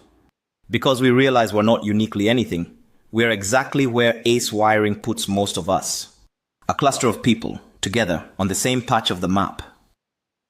And from there, the climbing system actually starts to make sense. But before we get to the overlay, before we even talk about the climbing system or the second AI tool, let me teach you the second pillar. Mind and heart. The inner game. Let's go. All right, second pillar, mind and heart. Where the first pillar was, offers and pricing a niche, the outer architecture, the visible stuff. This one is the inner architecture. Beliefs, emotions, self-concept, fear, identity, everything that runs underneath the action. And the name, mind and heart, that's intentional. It's not just cognitive. It's not just emotional. It's both. The mind handles the stories we tell ourselves. The heart handles what we actually feel. And they're working together or against each other every minute of every day. You can't fix the mind alone. You can't fix the heart alone. They're nested. And this pillar, listen, this is what Map 2, the mindfulness journey, is actually training us in. The map shows us where we are on the inner journey. This pillar shows us how to climb each gate of it. So let's go in. Now look, here's something specific to this audience, the opposite of what we said about pillar 1. If the first pillar, economic machine, was the one most of us in this niche underdeveloped, this one, mind and heart, is the opposite. Many of us have heavily invested here. The certifications, the retreats, the therapy, the somatic work, the shelves full of self-help books, the journals, the breathwork, the plant medicine, the masterminds with healers, the vipassanas, the teacher trainings, you name it. If it's been inner work in the last 20 years, many of us have done it. And honestly, we've gone wide. Many of us have done a little bit of everything. But here's the catch. Most of us have not gone deep in any single one. We've stayed at level 2 or 3 of the mindfulness journey. Remember that map? And we've stayed at level 2 or 3 of any specific modality. Wide, not deep. Eclectic, but not embodied. That's why, even with all the inner work, the brake's still firing. And there's another layer to this. Listen carefully. Many of us use inner work to avoid outer work. The cushion as escape hatch. The retreat as a way to not look at the business. The certification as a deferred launch. We'll come back to that, but it's worth naming out loud so we can see it together. All right, first teaching of this pillar, fear. Because fear is the gatekeeper at every gate of the inner map. And honestly, at every gate of the outer map too. Fear is everywhere, so we need to understand it properly. And here's the key distinction. Listen, there are two kinds of fear. Fear as information and fear as bouncer. Let me unpack that. Fear as information is what happens when the body genuinely notices something real. A real threat, a real warning, a real signal from the present moment. The body is saying, pay attention to this. There's something here, something now. Fear as bouncer is different, completely different. Fear as bouncer is the conditioned reflex that fires from the wiring. It's not noticing something real right now. It's reacting to a pattern from before, from childhood, from a moment when the threat was real and isn't anymore. And here's the catch for those of us with ACE wiring. Most of the daily fear that fires in us, most of it is fear as bouncer, not fear as information. The freeze before sending the price raise email, bouncer. The flinch before posting at full volume, bouncer. The launch paralysis at the threshold of visibility, bouncer. The I'm not ready yet, bouncer. So here's the practice. When fear fires, and it will, ask yourself one question, just one. Information or bouncer? That's it. That's the whole question. Don't decide yet. Don't try to fix it yet. Just ask. Just diagnose. And honestly, with a little practice, most of us can feel the difference. Information feels like attention. Bouncer feels like contraction. Different signals, different textures, different bodies almost. All right, second teaching. And this one's going to feed right into the AI coach demo coming up next. So pay attention. The nested 6 layers of a human being. Now look, most psychology and most mindset work assumes a human being is basically just thoughts and feelings. That's it. Just one layer. Thoughts, feelings. So they work at that one layer. And that's fine for some things. But here's the truth. A human being is way bigger than that. We're nested. We're multi-layered. And if we only work at the thoughts and feelings layer, we miss most of what's actually running the show. So here are the 6 layers. I'll walk you through them. Watch the diagram. This framework comes from a Vedanta-inspired tradition that I've been refining for years now. We start from the most visible, the outermost layer, and we move into the deepest. 6 layers. Layer 6, the stuff around us. Vastu, The environment, the objects, the home, the office, the desk, the phone, everything physical around us. Layer 5. The physical body. The actual body. Bones, muscles, skin, organs, nervous system. Where felt sensations live. Where body memory is stored. Where the wiring physically resides. Layer 4. The heart-mind. Thoughts and feelings. The level most psychology operates at. The level most mindset work operates at. The level we know best. The level the YouTube algorithm constantly feeds us content about. Layer 3.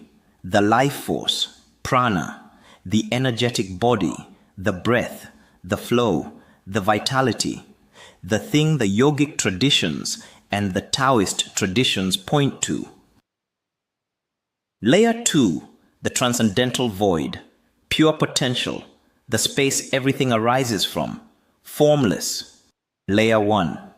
Consciousness, source, pure awareness itself, the deepest layer, the truth of who we are underneath everything else.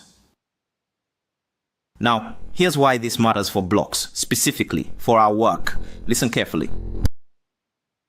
When most of us have a block, the undercharging, the freeze, the launch paralysis, the inner critic loop, we try to fix it at layer 4, the thoughts and feelings layer. We work the mindset. We reframe the belief. We say affirmations. We try to think our way out. And we get a little movement, a little sometimes, but the block keeps firing. Why? Because the block doesn't live primarily at layer 4. For most of us with ACE wiring, the block lives at layer 3. The life force layer, the nervous system pattern, and at layer 5, the physical body, where the body memory is stored. Mindset work at layer 4 doesn't reach layer 3, and it doesn't reach layer 5, so the block stays put, and we wonder why all the mindset work isn't working. So the practice isn't to abandon mindset work. It's to stop treating mindset work as the whole game. Mindset is 1 layer out of 6. There are 5 more. Each one needs its own kind of work. The teaching, the inner critic.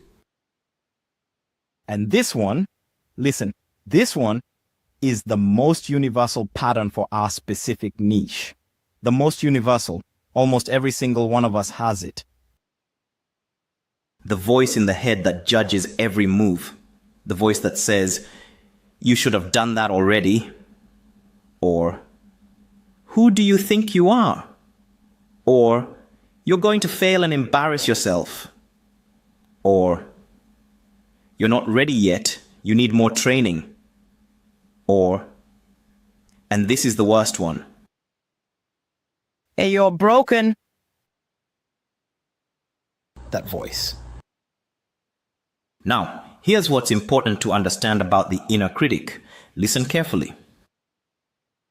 For most of us with ACE wiring, the inner critic wasn't always ours. It wasn't. It was originally a voice we picked up from a parent, from a teacher, from a culture, from a family system that needed something specific from us. We internalized that voice as a way of staying safe, anticipating what they would judge us for, so we could preemptively judge ourselves and avoid their judgment. Make sense? It was a survival adaptation. Brilliant, actually, for a 6-year-old. It's an old survival adaptation that's outlived its original use. The room is empty. The judge is gone. The critic keeps reading the verdict anyway. And here's the loop. Listen, watch this on screen. The inner critic fires. We feel shame. We hide or we contract. We don't take the action. The post, the price raise, the launch, the email. We freeze. We delay. We tell ourselves we're not ready yet. And then, and this is the cruel part, the inner critic uses our inaction as the next piece of evidence. So here's the practice. 2 parts. Listen carefully. First, when the critic fires, ask, whose voice is this actually? Don't fight it. Don't argue with it. Just identify the source. Often the answer surprises us. The critic sounds like a specific person from our past. A parent, a teacher, a coach, a bully. Sometimes a composite. Naming the source is the first step to taking its power back. Second part, separate the critic from yourself. The critic is a part you picked up. It's not you. The you underneath the critic, that's the one who's been listening to the critic all these years. You're not the critic. You're the one who's been trying not to be the critic. Different role entirely, completely different. Once we feel that separation, even briefly, the loop loses some of its grip. The critic doesn't stop, but we hear it differently. All right, now let's bring it back to the map.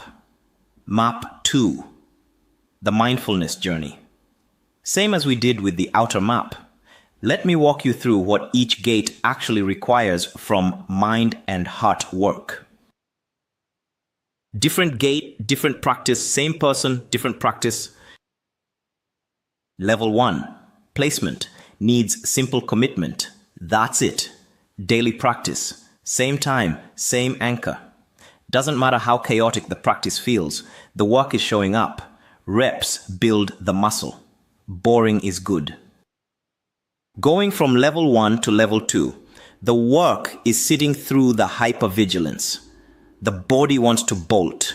We stay, we breathe, we let the elephant settle a little. We don't try to force it, we just don't run. Going from level 2 to level 3, the work is letting the inner critic do its thing without believing it. The critic will judge every wander, every breath that goes wrong, every distraction.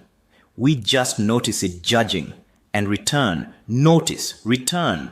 The judgment loses power when we stop arguing with it. Going from level 3 to level 4, the big one. The work is sitting with what surfaces. The grief, the body memory, the childhood material, the unprocessed stuff. This is where most of us need real support. A therapist, a guide, a community. Doing this alone is hard. This is also where the AI coach earns its keep, and it's the gate the AI quantum growth coach is most calibrated for. We're about to see it work on this exact gate in the next section. Going from level 4 to level 5, the work is distinguishing bright, clear attention from foggy dullness. Vivid awareness, not pleasant fog. The rabbit catches a lot of us here. The trick is asking, am I bright or am I just calm? Different signals. Going from level 5 to level 6, the work is sitting with the ego's resistance to dissolution, letting the false self get smaller without panicking about it. The ego will scream. We let it scream. We don't make it stop. Going from level 6 to level 7, the work is identity. Who am I without these patterns? We sit with the question. We don't rush for an answer. Sometimes the question lives in us for months before any answer comes. That's okay. That's the work. Going from level 7 to level 8, the work is letting effort itself become effortless, not forcing relaxation, allowing it. Subtle distinction, big difference. Going from level 8 to level 9, the work is the final release, the unveiling, the trained elephant carrying us. Effort merges with effortlessness. That's the gate to unfuckwithable. All right, quick take home for tonight. 3 questions, just 3. First, when fear fires today, this week, whenever, to ask. Information or bouncer, just ask. Don't decide yet, just notice. Second, when the inner critic fires and it will ask, whose voice is this actually? Same thing. Just ask. Naming is the practice. Third, and this one's bigger, pick one block you're currently working on. One, just one. And ask, which layer is this living at? Layer 4, thoughts and feelings, or is it deeper? Layer 3, the life force, or further out, layer 5, the body. Just diagnose, don't fix yet. 3 questions. That's tonight's inner game work. You don't even need a notebook for this one, just attention, just curiosity. And now, as speaking of the AI coach earning its keep at the level 3 to 4 gate, I want to show you the second AI tool. The AI Quantum Growth Coach, different from the Business Strategy OS, different scope, different calibration, different job. Because the diagnostic work we just walked through, the 6 layers, the fear distinction, the inner critic source, this AI does it with you in real time, on a real block. Let me bring it up. All right, speaking of the AI coach earning its keep at the level 3 to 4 gate, let me show you the second AI tool, the AI Quantum Growth Coach. This is the inner game one. Different from the Strategy OS, different job. Let me bring it up on screen. The coach is built on top of Claude, same as the Strategy OS. But where the Strategy OS draws from the consultancy frameworks and the modern entrepreneurship experts and my work, 3 layers, this coach is trained primarily on my work. 20 plus years of it. Over 1,500 files of teachings, every single one of the 324 techniques in the techniques library, the clarity method, the 6-layer model we just walked through, the mindfulness journey, the break fire patterns specific to ACE wiring. So when it answers, it's answering from my work, with my frameworks, with my specific calibration for our niche, different scope than the Strategy OS, different toolkit, different job. And what it does is, it acts as your inner state diagnostic. You bring it a block, a fear, a freeze, a pattern, a loop, something you're stuck on, and it diagnoses what's actually happening, across which layers, at which mindfulness level, what specific practice from the library would dissolve it. And listen, it works in voice mode too. You can literally just talk to it out loud while you're driving, while you're folding laundry, while you're walking the dog at 6 in the morning. Voice in, voice out. Same coach, hands-free. But for this demo, I'll use text mode, so you can read the responses on screen along with me. Same setup as before, cold demo. The coach doesn't know me, no memory, no prior conversations, zero context. Just the framework it's trained on and the prompt I'm about to give it. Once you've been working with it over time, the coach has the full history with you. Every conversation you've had with it, every win you've shared with it, every block you've worked through together, every breakthrough, every recurring pattern that's surfaced between just you and the coach. And that context completely changes what it can offer. The diagnostics sharpen. The recommendations get specific to your actual journey, not generic. To be crystal clear, the coach is not watching the community. It's not reading anyone else's conversations. It's your own one-on-one history with the tool, deepening over time. But even cold, watch this. All right, here's the prompt I'm going to give it. And honestly, this is a real thing. I've heard some version of this from members of the community probably 100 times, maybe more. Watch. I know I need to raise my prices. I've known for months, but every single time I open the email to send the new rate to a client, my body freezes. I close the laptop. I tell myself, I'll do it tomorrow. I've done mindset work. I've read the books. Nothing is shifting. What's actually happening here? Happening. Now, quick framing note about the coach. This is key. The coach has two modes. Coach mode is the default and it's the heart of this tool. Coach mode uses what's called the lead framework. Listen, empower, ask, deliver. Which means the coach asks you powerful questions to draw your own wisdom out, not give you generic advice. Consultant mode is also there, for when you want a direct framework answer right away, one tap apart. But coach mode is the default, and it's what we're showing you here, because it's the main strength of this tool. Watch what the coach just did, or rather, watch what it did not do.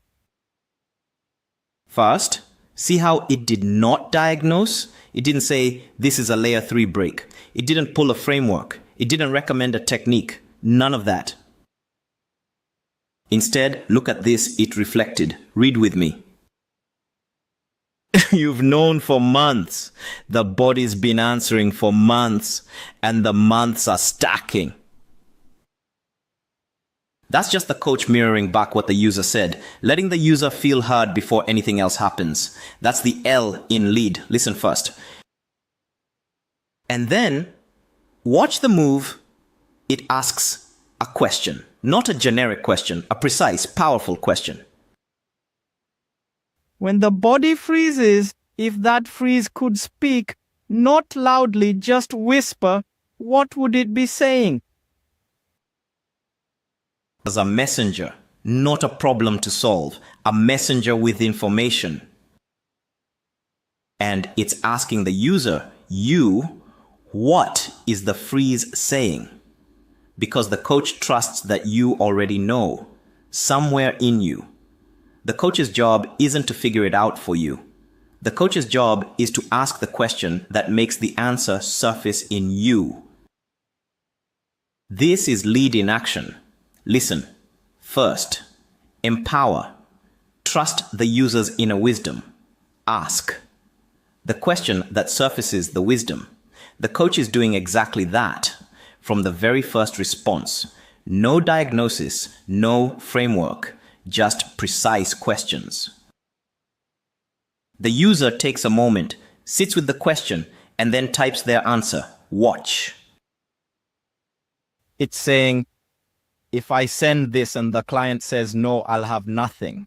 I'll be broke. I'll have made the wrong choice. Look at what just happened. The user discovered something in their own words. The freeze isn't about the rate. The freeze is about survival, about being broke, about making the wrong choice. That's the actual fear under the surface. And the coach didn't tell the user that. The user surfaced it themselves by being asked the right question. Now watch the coach's next move. It reflects what the user said, names the deeper layer they just touched, and then goes deeper. When you were learning how to make money, way back at the start, what was the rule you had to follow to survive? Not the rule you were taught, the rule you actually lived by. See the move? The coach is taking the user back to the origin, to the rule that wired the response. Because the body that's freezing now is the same body that learned a rule a long time ago, the rule that kept the user safe. The coach is hunting for the rule. And again, the coach isn't telling the user the rule. The coach is asking the user to name it themselves.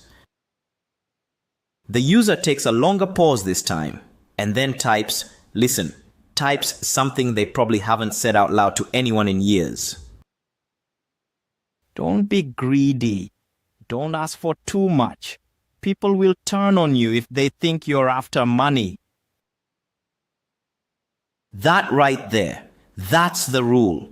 That's what the body's been loyally protecting all these years. Not a limiting belief, not a mindset block, a survival rule. The kind that kept the user safe somewhere a long time ago. And the user just named it out loud in their own words for maybe the first time ever.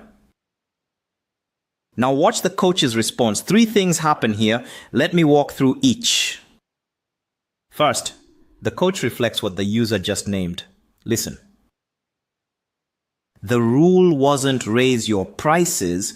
The rule was don't be the one who asks for too much or you'll lose people. Your body isn't dysfunctional. It's loyally protecting the rule that kept you safe a long time ago. See the reframe? Your body isn't dysfunctional. It's loyally protecting. The coach just took everything the user thought was broken about themselves and recast it as protective, as wise, as serving the user. That's empowerment.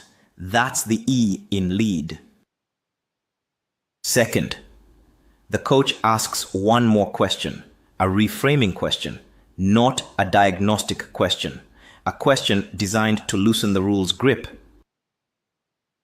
If asking for the new rate isn't about being greedy, if it's about the value you've already delivered and what's fair for the work going forward, does the rule still apply? That's the question that does the work. The user can sit with it. They don't have to answer in the moment, but the question is now living in them. It's doing its work even when they're not consciously thinking about it. And third, this is the move that's so distinctive about this coach. It asks permission before delivering anything more. If you'd like, when you've sat with it, I can share the framework that maps what's happening here. The 6-layer model. It can give you a structure for the next step.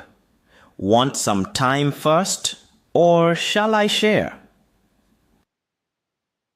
The coach offers to share the framework, but asks permission, doesn't force it, doesn't assume the user is ready, respects the user's pace.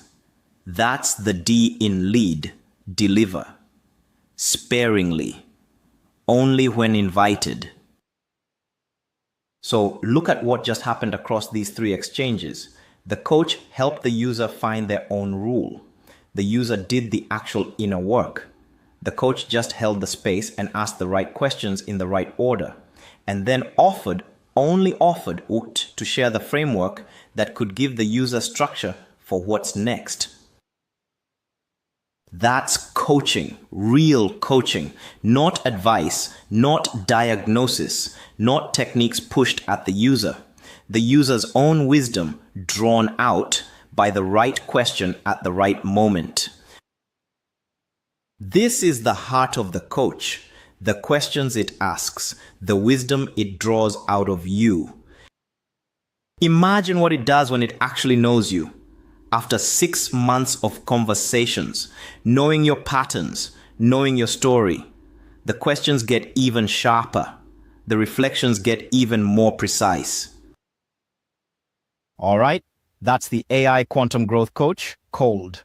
No history with the user, pulled from the framework alone. Once a user's been working with it over weeks and months, the coach knows them.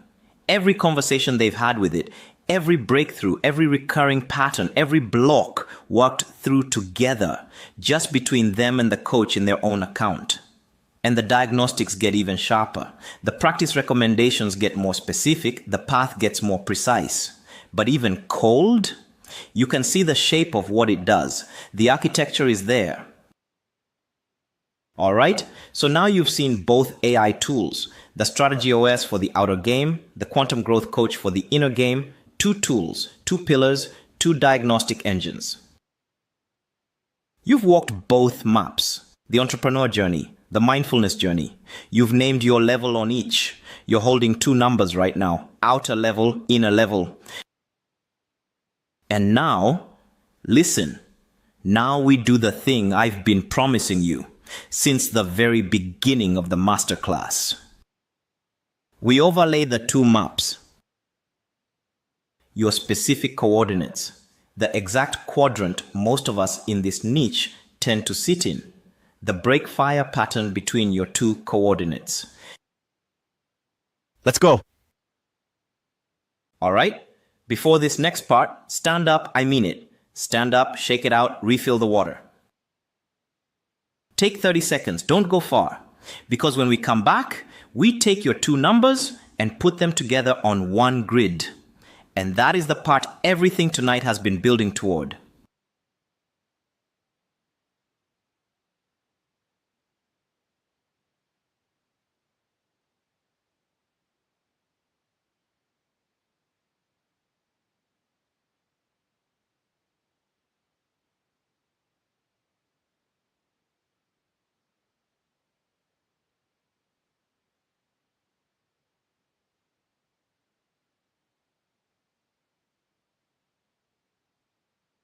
All right, welcome back.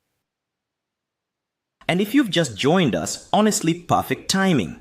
Everyone here is holding two numbers, an outer level and an inner level. The replay will hand you yours. What happens next needs both. All right, this is the moment. The one I told you about at the top of tonight, the one I've been teasing all the way through, the overlay. Watch this. You've named your level on the outer map, the entrepreneur journey, earlier tonight. You've named your level on the inner map, the mindfulness journey, about 30 minutes ago. So right now, listen, you're holding two numbers. Two coordinates, two axes, two answers, two halves of one question. And here's the thing. Most of us, when we think about where we are, we think about one axis, just one, either our income level or our spiritual level. Either the business is going well or it isn't. Either we're doing the inner work or we aren't. We don't think about the relationship between the two. But the break, the actual break, the one that's been firing for years, the one we've spent thousands of dollars trying to dissolve, doesn't live on one axis. It lives in the gap between the two, in the misalignment between outer and inner.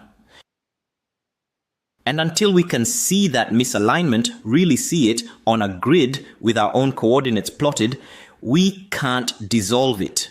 Today, you're gonna see it. So here's what we're about to do. 3 steps. Watch. Step 1, we're going to put the two maps together, side by side. Step 2, we're going to overlay them. Make one grid out of two journeys. Step 3, we're going to find your specific cell on that grid. 81 cells total. 9 times 9. One of them is yours. Let's go. Watch what happens when we put them together. Slowly, watch the animation. The outer journey, the entrepreneur map, goes along the horizontal axis. Level 1 on the left, level 9 on the right. Income climbing, team scaling, the whole outer journey laid flat. The inner journey, the mindfulness map, goes along the vertical axis.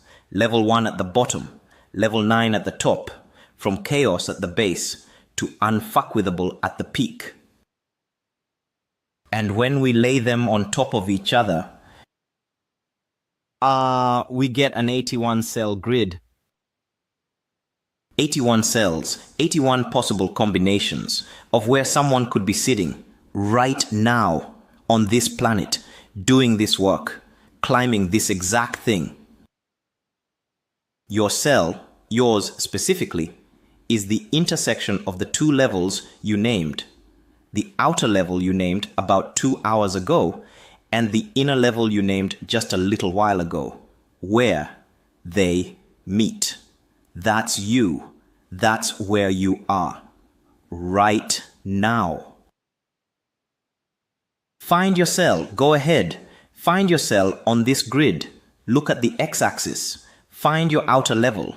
Look at the y-axis. Find your inner level. trace the lines. Where they cross, that's the cell. Take a moment, take a full minute, find it, sit with it.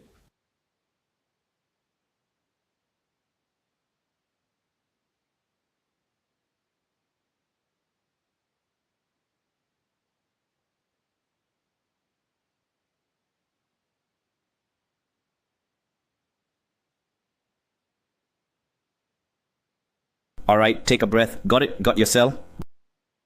Hold that cell. Hold the actual position you just located on the grid. Don't move off it. Because in the next few minutes, I'm going to show you something about that cell, something specific. That's going to change how you've been thinking about your stuckness.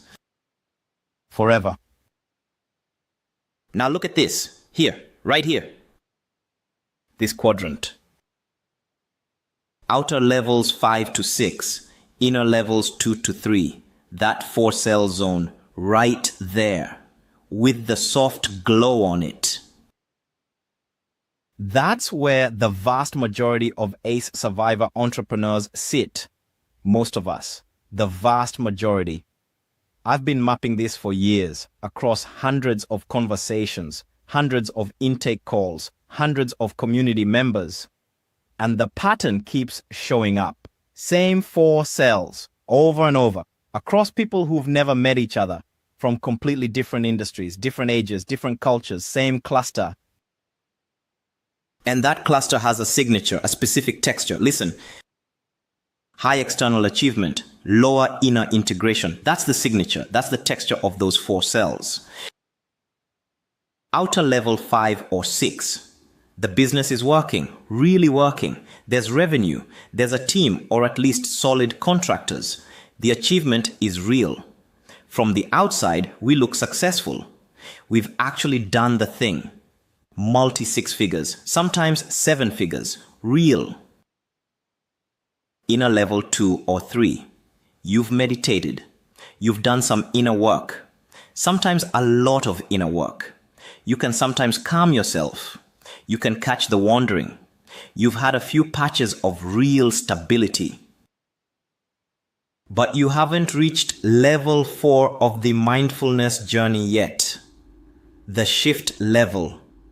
The level where the inner elements start looking back at you. The level where the deep wiring actually surfaces. And many of us in this audience are sitting in that exact cluster right now, as I'm talking, as I say these words. And here's what I want you to hear, loud and clear. Listen carefully. This isn't because you're uniquely broken. It's not because you're failing at the inner work. It's not because you're not spiritual enough. It's not because you've been doing it wrong. It's not because something is structurally defective about you. It's because ACE wiring drives both patterns simultaneously, same wiring, opposite effects on the 2 maps. The hypervigilance from ACE wiring drives us up the outer map, the overfunctioning, the perfectionism, the I have to do it myself defense. Those make us productive, successful even. They drive us to level 5 and level 6 of business. Sometimes faster than the people without our wiring. But the same wiring, the body's distrust of stillness, the inner critic, the fear of what's underneath, the dissociation patterns, keeps us lower on the inner map. We can't sit still long enough to climb past level 3. We can't bear what surfaces at the 4 to 5 gate. We use practice to bypass instead of integrate. Same wiring, opposite effects. You're not the only one. You're not even unusual. You're exactly where ACE wiring puts most of us. The shame loop you've been carrying, I should be further by now. Something must be wrong with me. Why can't I just close the gap? That loop loses its footing right here. And here's the thing about the brake. Listen carefully. The brake doesn't fire because we're at level 5 on the outer. It doesn't fire because we're at level 2 on the inner. It fires because of the gap between them, the misalignment. The bigger the gap, the harder the brake fires. That's the mechanic right there. That's the diagnostic principle. Let me show you what I mean. Watch the grid. I'm going to light up 4 specific patterns, 4 cells, 4 different versions of misalignment. See if you recognize yourself in any of them. Pattern 1, outer level 5, inner level 2. The high output founder running on hustle. The business is impressive. 6 figures, sometimes mid 6 figures. The body is exhausted, has been for years. The brake fires every time we try to slow down. Because slowing down means feeling the gap, means feeling the body that's been pushing through for years. So we don't slow down. We just keep producing. Output, output, output until the body stops us. Burnout, collapse, the 4 a.m. panic. Same pattern, different person every time. Pattern 2, outer level 3, inner level 5. The practitioner with deep peace, no business, beautiful inner state, really beautiful. They can sit, they can feel. They've done the work. Pattern 3, outer level 6, inner level 2.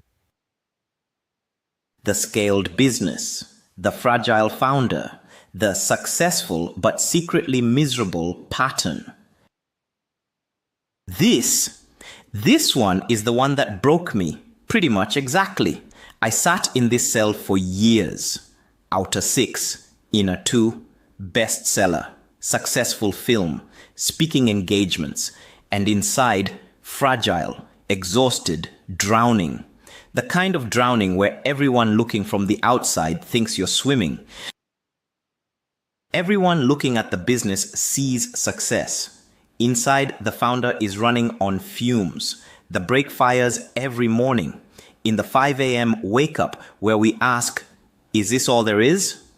That question, that specific 5 a.m. question. Many of us have lived in that cell. Some of us are living there right now. Pattern 4, outer level 4, inner level 4. Listen to this one. Aligned. Slower climb than the hustlers. Less impressive on Instagram. Less LinkedIn worthy. But the brake fires way less because the misalignment is small, tiny gap. The brake has almost nothing to fire on. The work feels lighter. The breakthroughs come more consistently. The energy stays steady. This is what alignment looks like at this stage of the journey, not level 9 of either map, not enlightened, not $100 million business, just both axes lifting together, holding hands, walking at the same pace.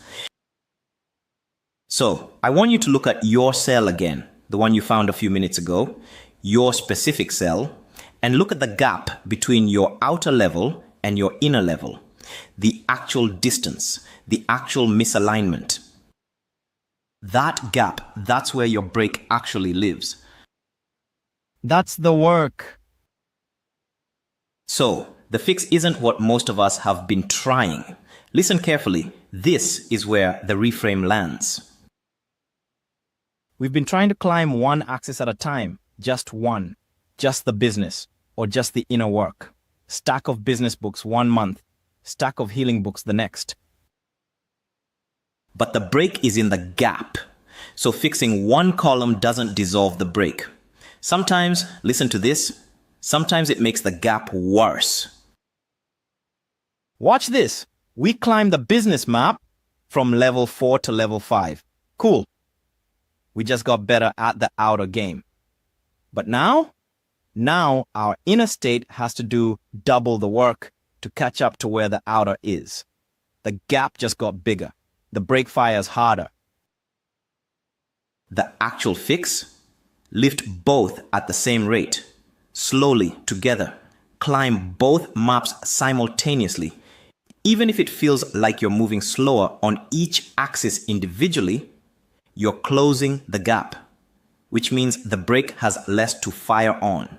which means the work gets easier, which means the climb compounds. That's the secret. That's the whole secret of this masterclass. Right there. For now, just hold this principle. Listen. The brake fires at the misalignment. The cure is alignment. And alignment isn't a destination, it's a rate. Lift both at the same rate. That's the whole game. Now listen to me. If you've been with me all night, really listening, if you've been finding yourself on the maps, if you've been catching yourself going, oh wait, that's actually me, that feeling has a name. It's recognition. And I'm telling you, recognition is the first medicine, the very first one. You weren't broken.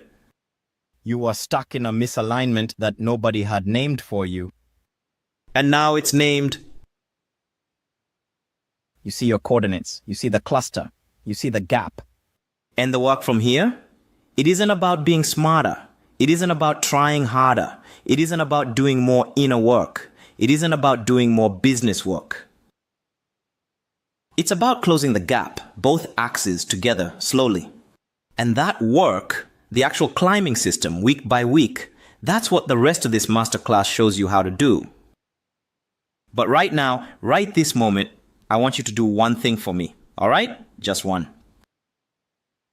Sit with your coordinates. Write them down.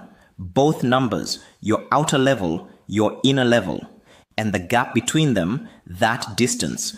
Write the gap down too. Because that gap, my friend, that's the most important data of everything that follows tonight. Take a moment, take a full minute.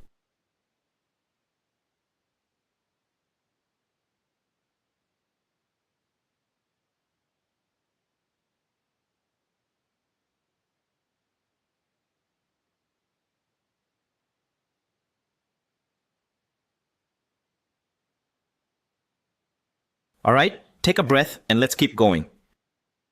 Because now I want to show you something specific. Between every gate on this 9x9 grid, between level 1 and level 2 of the outer map, between level 4 and level 5 of the inner map, all of them, there are traps. 27 of them. They ambush us between the levels. Many of us know them by feel, even if we've never had a name for them. So let me name them. All right, take a breath. You've got your coordinates. You've seen the misalignment. You've located the gap. Now, listen. I want to show you the specific traps that fire between every gate on that 9x9 grid. 27 of them. Or technically, 26 plus 1. I'll explain the math in a minute. Hold the question. And here's the thing about these traps. Each one is what ambushes us between specific gates. They don't fire randomly. They have specific locations, specific situations, specific climbs where they activate. And many of us, most of us, honestly, we know them by feel. We've been ambushed by them for years, decades maybe, even though we've never had names for them. We just felt the ambush and didn't know what hit us. There are two groups, two main categories. Watch. First group, the 11 preset filters. These are how we perceive reality. Cognitive distortions, basically. We pick them up from childhood, from culture, from family, from education. They distort what we see before we even get to deciding what to do. They run before the decision. Second group, the 15 pitfalls. These are how we behave. Decisional traps. Patterns of action and inaction that block the climb. They run at the decision point. So here's the structure. First, I'll walk you through all 26 named traps at a quick pace, just for recognition. No fixing yet.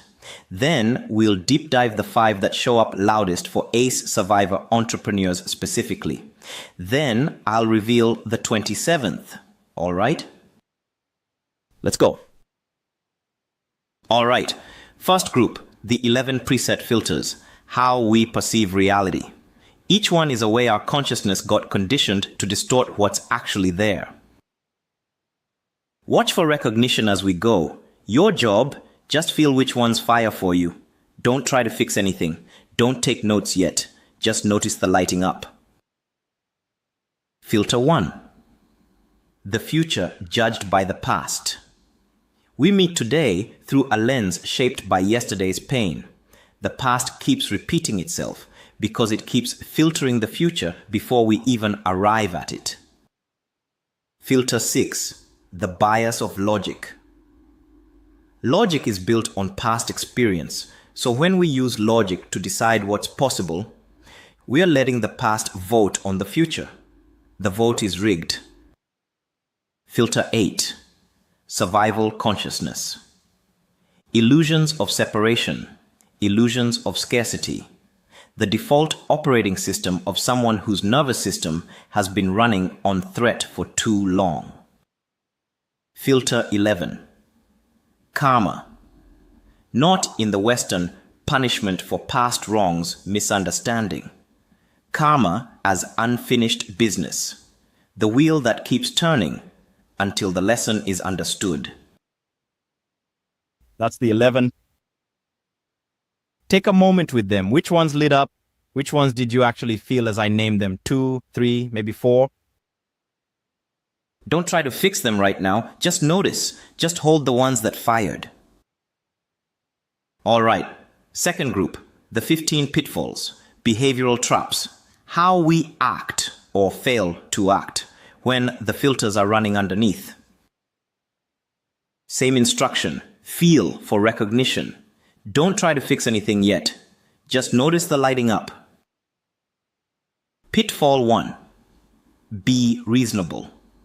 Shrinking our dreams to fit what someone else decided was reasonable. Pre-rejecting ourselves before anyone else can. Pitfall 2. Half throttle. Living lukewarm. Drifting, settling, existing instead of thriving. Pitfall 4. Doubt. Believing our limits instead of testing them. Self-doubt as the driver of the car. This one's massive for our niche. We'll come back to it. Pitfall 5. Faith in the familiar. Old routines feel safer than new ones. We mistake repetition for safety. We'll come back to this one too. Pitfall 10. Failures aren't allowed. Treating a mistake as evidence we're damaged. Treating every problem as proof of inadequacy. We'll deep dive this one too. It's loaded for our niche. Pitfall 13. Preparation. Getting bogged down in getting ready. Always getting ready, never actually starting. The famous "I'm not ready yet" loop. We'll come back to this one. That's the 15. So now you've seen all 26 named traps. Which ones fired for you as I named them? Hold those. 2, 3. Maybe 4 of these will be the ones firing hardest at your specific gate. The cluster of traps around your coordinates. Now we're going to look at the 5 most common for our niche. The ACE loudest ones. Watch which of these are in your loudest set. Alright, 5 deep dives. Watch.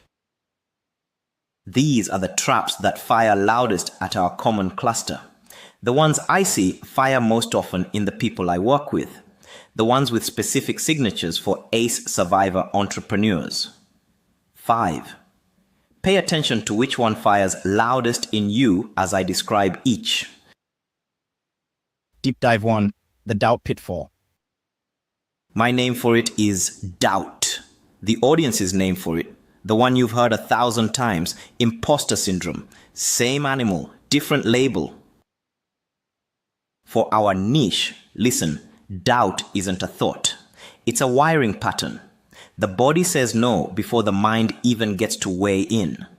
By the time the conscious thought, "Who am I to do this?" shows up, the body has already contracted. The thought is the echo, not the cause. The release? Not arguing with the doubt. We can't win that argument. The doubt has been preparing for decades. The release is taking the action one time despite the doubt. Just one rep. The body learns from action, not from convincing. Deep dive 2. Faith in the familiar.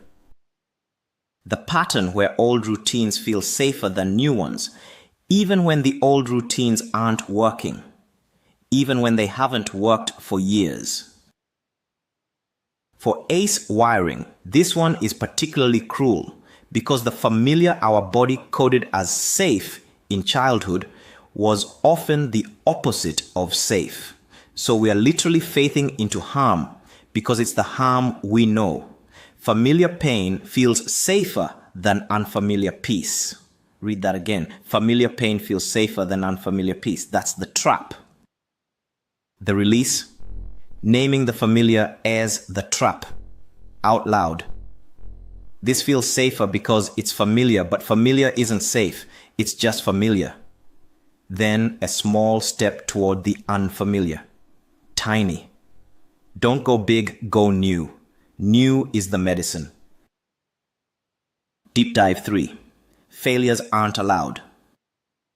My name. The audience knows it as perfectionism, as the shame spiral, as, and this is the worst version, if I make a mistake, that mistake is me. I am the mistake. For ACE survivor entrepreneurs, this one is rooted in specific moments in childhood. The moments where a mistake led to consequences that were way out of proportion, punishment that didn't match the act, withdrawal of love that didn't match the wrong. The wiring learned, very young, mistakes equal danger, not mistakes are learning opportunities. Mistakes equal danger encoded. The release? Reframing failure as evidence of trying. The Pathfinder has a great line on this. Failure isn't the opposite of success. It's part of it. Every failure shows you what's not the way. Treat each failure as a successful experiment in elimination. Deep dive 4. The preparation pitfall. Audience name? The famous I'm not ready yet loop. We keep getting ready. Researching, learning, preparing, reading the next book, taking the next course. We never actually start. The release? A bias towards starting. Start before you're ready. Start ugly. The Pathfinder is explicit on this. You'll learn more in the first week of doing than in the first year of preparing. Every time. Deep dive 5. The future judged by the past filter. This is the root filter, the one that holds all the others in place, the chassis, the foundation. For ACE wiring, this is the filter. Every present moment gets distorted by past pain before it ever reaches conscious thought. The future gets pre-rejected based on what happened a long time ago to a much younger version of us. The release? Conscious awareness and the willingness to release past attachments. That's the work. Not fixing the past, not even healing it directly, just noticing moment by moment when the past is filtering the present and gently asking, what's actually true right now? That's the practice. That's the release. 5 deep dives. Doubt. Faith in the familiar. Failures aren't allowed. Preparation. Future judged by the past. Pick one. The one that fired loudest, as I named it. The one your body went, oh, that's me on. That's the trap firing hardest at your specific gate. Right now. Hold that one. We're going to come back to it at the take home. All right, promise time?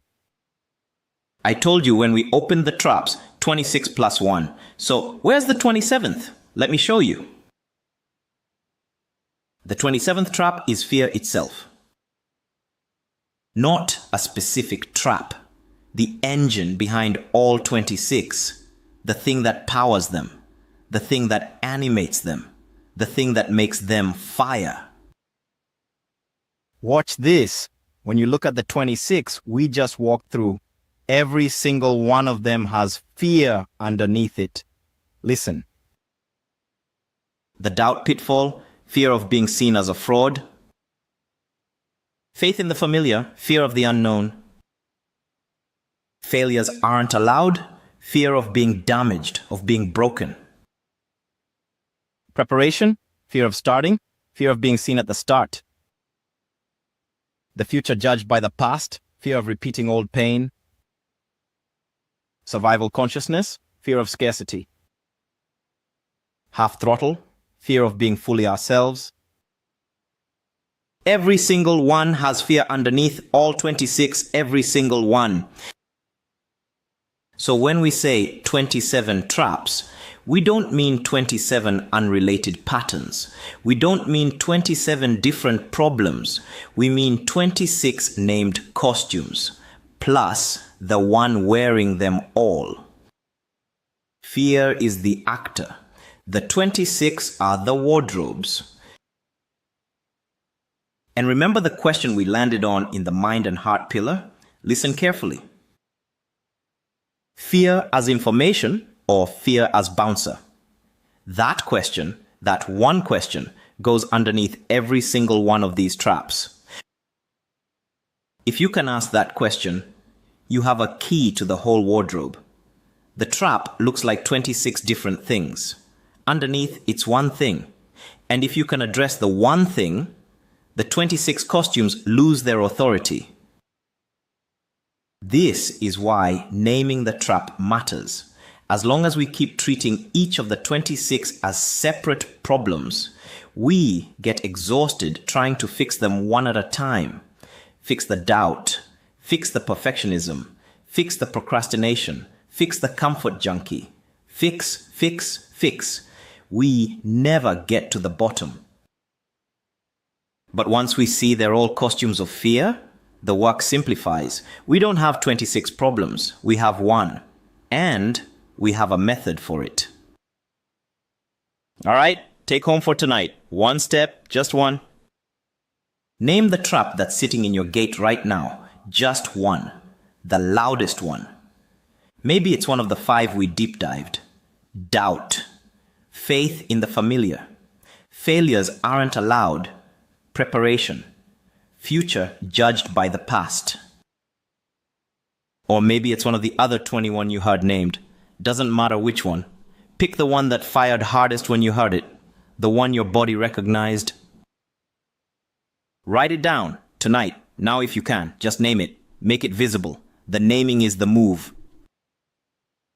Then, and this is the key, ask the mind and heart question about it. When this trap fires, is it fear as information or fear as bouncer? That's it. That's tonight's diagnostic. Don't try to fix the trap yet. Don't write a plan. Don't problem solve. Just name it. Locate the fear underneath it. Identify the type. Naming is the whole first move. The fix comes later. Right now, just naming.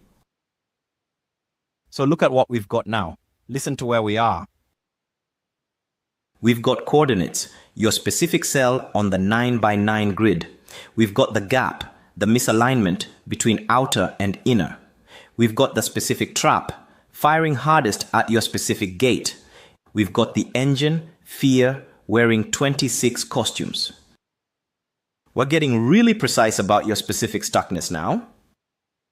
But there's one more piece before the climbing system itself. One more pillar, the third pillar.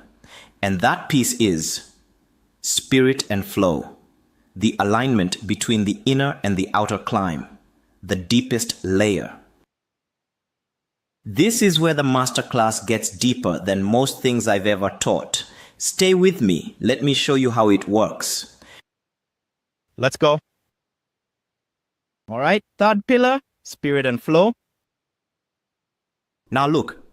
I want to be really honest with you about what this pillar actually is, because in the planning of this masterclass, I almost watered it down. Almost. Because the word spirit carries baggage for a lot of us. Religious baggage, cult flashback baggage, hippie baggage, whatever. And I was tempted, really tempted, to make this section safer, to soften the edges, to use more neutral language, to not say the bold things out loud. But that would have been a disservice to you, so let me speak to it the way I actually teach it, the way I've been teaching it for 25 years, with the actual depth, not the safe version. Spirit and flow isn't just the alignment pillar between economic machine and mind and heart, though it is that on the surface. At a much deeper level, listen carefully, this pillar is a complete revision of who and what we actually think we are. A revision of our self-view, a revision of our worldview, both at once, both changing together. And here's the thing. Most of us don't even realize we have a self-view and a worldview installed in us. We just live inside them, like fish in water. We don't see the water. We don't notice the lens. And the break we've been working on for all these hours? Listen, most of it is downstream of that lens. So if we don't revise the lens itself, the self-view, the worldview, we end up just rearranging the break. We never dissolve it. Now, here's the invitation framing. Important. Listen. What I'm about to walk you through is one possible new self-view and world-view. Not the only one. Not the truth. Just one map that, after 25 years of testing, I've found dissolves the break more reliably than anything else I've encountered. Take what resonates, leave what doesn't. That's how this whole pillar works. Invitation, not dogma. First, teaching. And honestly, this is the deepest one. The most powerful change to our self-view and our worldview, and I really mean the most powerful, it goes like this. We are not just human beings who occasionally have spiritual experiences. No, no, no. We are spirit having a human experience. And specifically, and this is going to sound bold, so stay with me, we are the creator, each of us. Not a metaphor, not a poetic flourish, not we are like the creator. We are the creator. You are God, or whatever word lands for you. Source, the I am. Consciousness, the self, spirit, the field, the divine, the Tao. Different names, same referent. You are it. Wayne Dyer said this beautifully. And I want to read you a passage that the first time I heard it, 20-something years ago, it broke something open in me that's still broken open. Listen. This is the ineffable secret, the ultimate illumination, the key to peace and power. You are God. You are God. You are the I am that I am. You are consciousness. You are the creator. This is the mystery. This is the great secret known by the seers and prophets and mystics throughout the ages. This is the truth that you can never know intellectually. Within each and every one of us, there is a place inside of each and every one of us that is all-knowing, that is almighty. There is actually a fragment of God. The Creator has planted within every creature a fragment of Himself, a spark, a spirit of the same nature of Himself. And thanks to this spirit, every creature can become a creator. That's Wayne Dyer. Let me sit with that one for a second. Even after 25 years, it still lands on me. Now look, I want to be really clear about something. I'm not pushing a religion here, all right? I'm not Christian, I'm not Buddhist, I'm not Hindu, I'm not anything. What I am is someone who's noticed, after 25 years of doing this work, after the crash I told you about earlier, after watching this same shift happen in client after client after client, that this particular reframe of self-view changes everything. From I am a separate little human trying to figure life out alone, to I am the creator playing the game of being a human. Same circumstances, same Tuesday, same coffee in the morning, completely different operating system underneath the whole experience. And listen to this, the brake stops firing the same way because the system running the brake, the whole identity that the brake was defending, has been replaced with something bigger, with what was always there underneath. Now look, I just told you something pretty bold. You are the creator having a human experience. And honestly, for some of you, that landed straight in. You felt it. Good. Stay with that. For others, your intellectual brain is going, okay, David, that sounds nice, but where's the proof, right? Where's the science? Where's the evidence? So, I want to give you the physics. So I'm going to walk you through 5 miracles of quantum energy. Watch this. Miracle 1. Are you ready for this? Your physical body, the one that feels solid to you, is approximately 99.99999% empty space. Not metaphorically, literally. That's miracle 1. Miracle 2. That empty space inside you, turns out it's not empty. Science has actually proven this. The vacuum, what we call empty space, is full of energy. So full that, listen to this, if you took every star in every galaxy in the entire universe, billions of galaxies, billions of stars in each one, and you compressed them all into 1 cubic centimeter of space, you would still not reach the energy density of empty space. Empty space is denser than the entire physical universe compressed into a cube the size of a sugar cube. Let that land for a second. So you are mostly space, and that space is mostly energy. Incomprehensibly dense, magical, conscious energy. That's what you actually are. Not the small solid thing you've been thinking you are. Miracle 3. The atoms that make up your body and everything you see around you, they are not stable physical objects. They are quantum packets of energy that flash in and out of existence.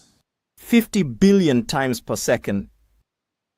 Your body is being recreated from the quantum field 50 billion times every single second of your life. It only looks continuous because the flashes are too fast for your eyes to catch. Miracle 4. So, what holds the flashes together, right? What makes you look like a body and not a cloud of probability? Information? Physical reality is light, trapped by information. The information is what creates the patterns. The patterns are what create the apparent solidity. And the source of the information? Well, that's where this gets really interesting. Miracle 5. The source of the information that holds the quantum flashes in pattern. Consciousness. Your consciousness. The observer effect, proven in quantum physics for over 100 years now, shows that the act of observation actually shapes what is observed. And what that means is, when you change your consciousness, your beliefs, your inner state, what you're paying attention to, you literally change the patterns of quantum information that create your physical reality. You're doing it right now, constantly. So now, you see why physics and spirituality are meeting in the middle. The mystics have been saying, you create your reality with your consciousness for thousands of years. The quantum physicists are now saying, finally, the observer shapes the observed at the most fundamental level of reality. The mystics had the metaphor, the physicists are now providing the math. And that's why the spirit and flow practice we're about to look at actually works. It's not woo, it's not a nice idea. It's the practice that aligns your consciousness with the quantum field that creates your reality. When you do that work, the physical world responds. Not because of magic, because of physics. You are conscious quantum energy, and that energy is creating everything you see, including your business, including your break, including your next breakthrough. Second teaching, listen. If you accept, even just as a working hypothesis, not a belief, a hypothesis, that we are the creator having a human experience, and that physics and spirit are pointing at the same thing, then something else follows. This life we're living, it's a game that spirit plays, not ego's game, spirit's game. And that changes everything. Ego's game looks like this. Watch. This is the operating system most of us are running. Default, inherited, unexamined. I am separate. I am alone. I have to figure it all out by myself. I have to make it happen through force. The world is against me. If I fail, I'm done. There's not enough to go around. Other people's wins are my losses. Everything is a competition. That's the default operating system. That's what most of us are running. Honestly, it's exhausting because it's a game of one against the entire universe. The universe is bigger. We lose every time. Spirit's game looks completely different. Completely. Listen. I am part of something vast. I am never alone. Help is always available. If I ask, the world is responsive to my consciousness. Failure is feedback, not condemnation. There's enough for everyone. Other people's wins lift me too. We're all in this together. Same life, same circumstances, same coffee in the morning, same Tuesday. Different game, different operating system underneath the entire experience. And here's the catch for us in this niche specifically. Listen. Many of us have been running ego's game with ace wiring layered on top of it. So we've got the worst possible combination, the loneliness of separation, plus the hypervigilance of survival mode wiring. When we switch to spirit's game, even partially, even just trying it on, listen to what happens. The loneliness drops out. The hypervigilance has less to defend against. The business gets easier because we're no longer fighting the universe alone. That's the practical difference. Not just inner peace, not just spiritual nice feelings. Easier business from the inside out. Third teaching. Now, if you accept the first two, that you are the creator having a human experience, that life is spirit's game, not ego's game, there's a specific practice that goes with that. I call it discover your divinity. 3 actions. Each one is a portal. Each one moves the worldview from theory into experience. Action 1. Radical acceptance. Acceptance as the gateway. Acceptance of what is in this moment. Without resistance, without bargaining, without the constant little no running in the background. Acceptance is the gateway to infinity, to abundance. It's the first key, the first portal. Action 2. Seek the kingdom within. The kingdom isn't outside us. It's not at the top of the entrepreneur journey map. It's not at level 9 of the mindfulness journey. It's not at the next breakthrough, the next level, the next certification, the next mentor. The kingdom is in here, right now, the place inside each of us. Remember the Wayne Dyer quote, "That's all-knowing, almighty." The fragment of the Creator that's been with us the whole time, since we were born, maybe before. Seeking the kingdom within means turning attention inward, recognizing what's already there, not creating it, not building it, recognizing it. Action 3, walk the tightrope. With monkeys throwing poop at us, that's what it actually feels like sometimes.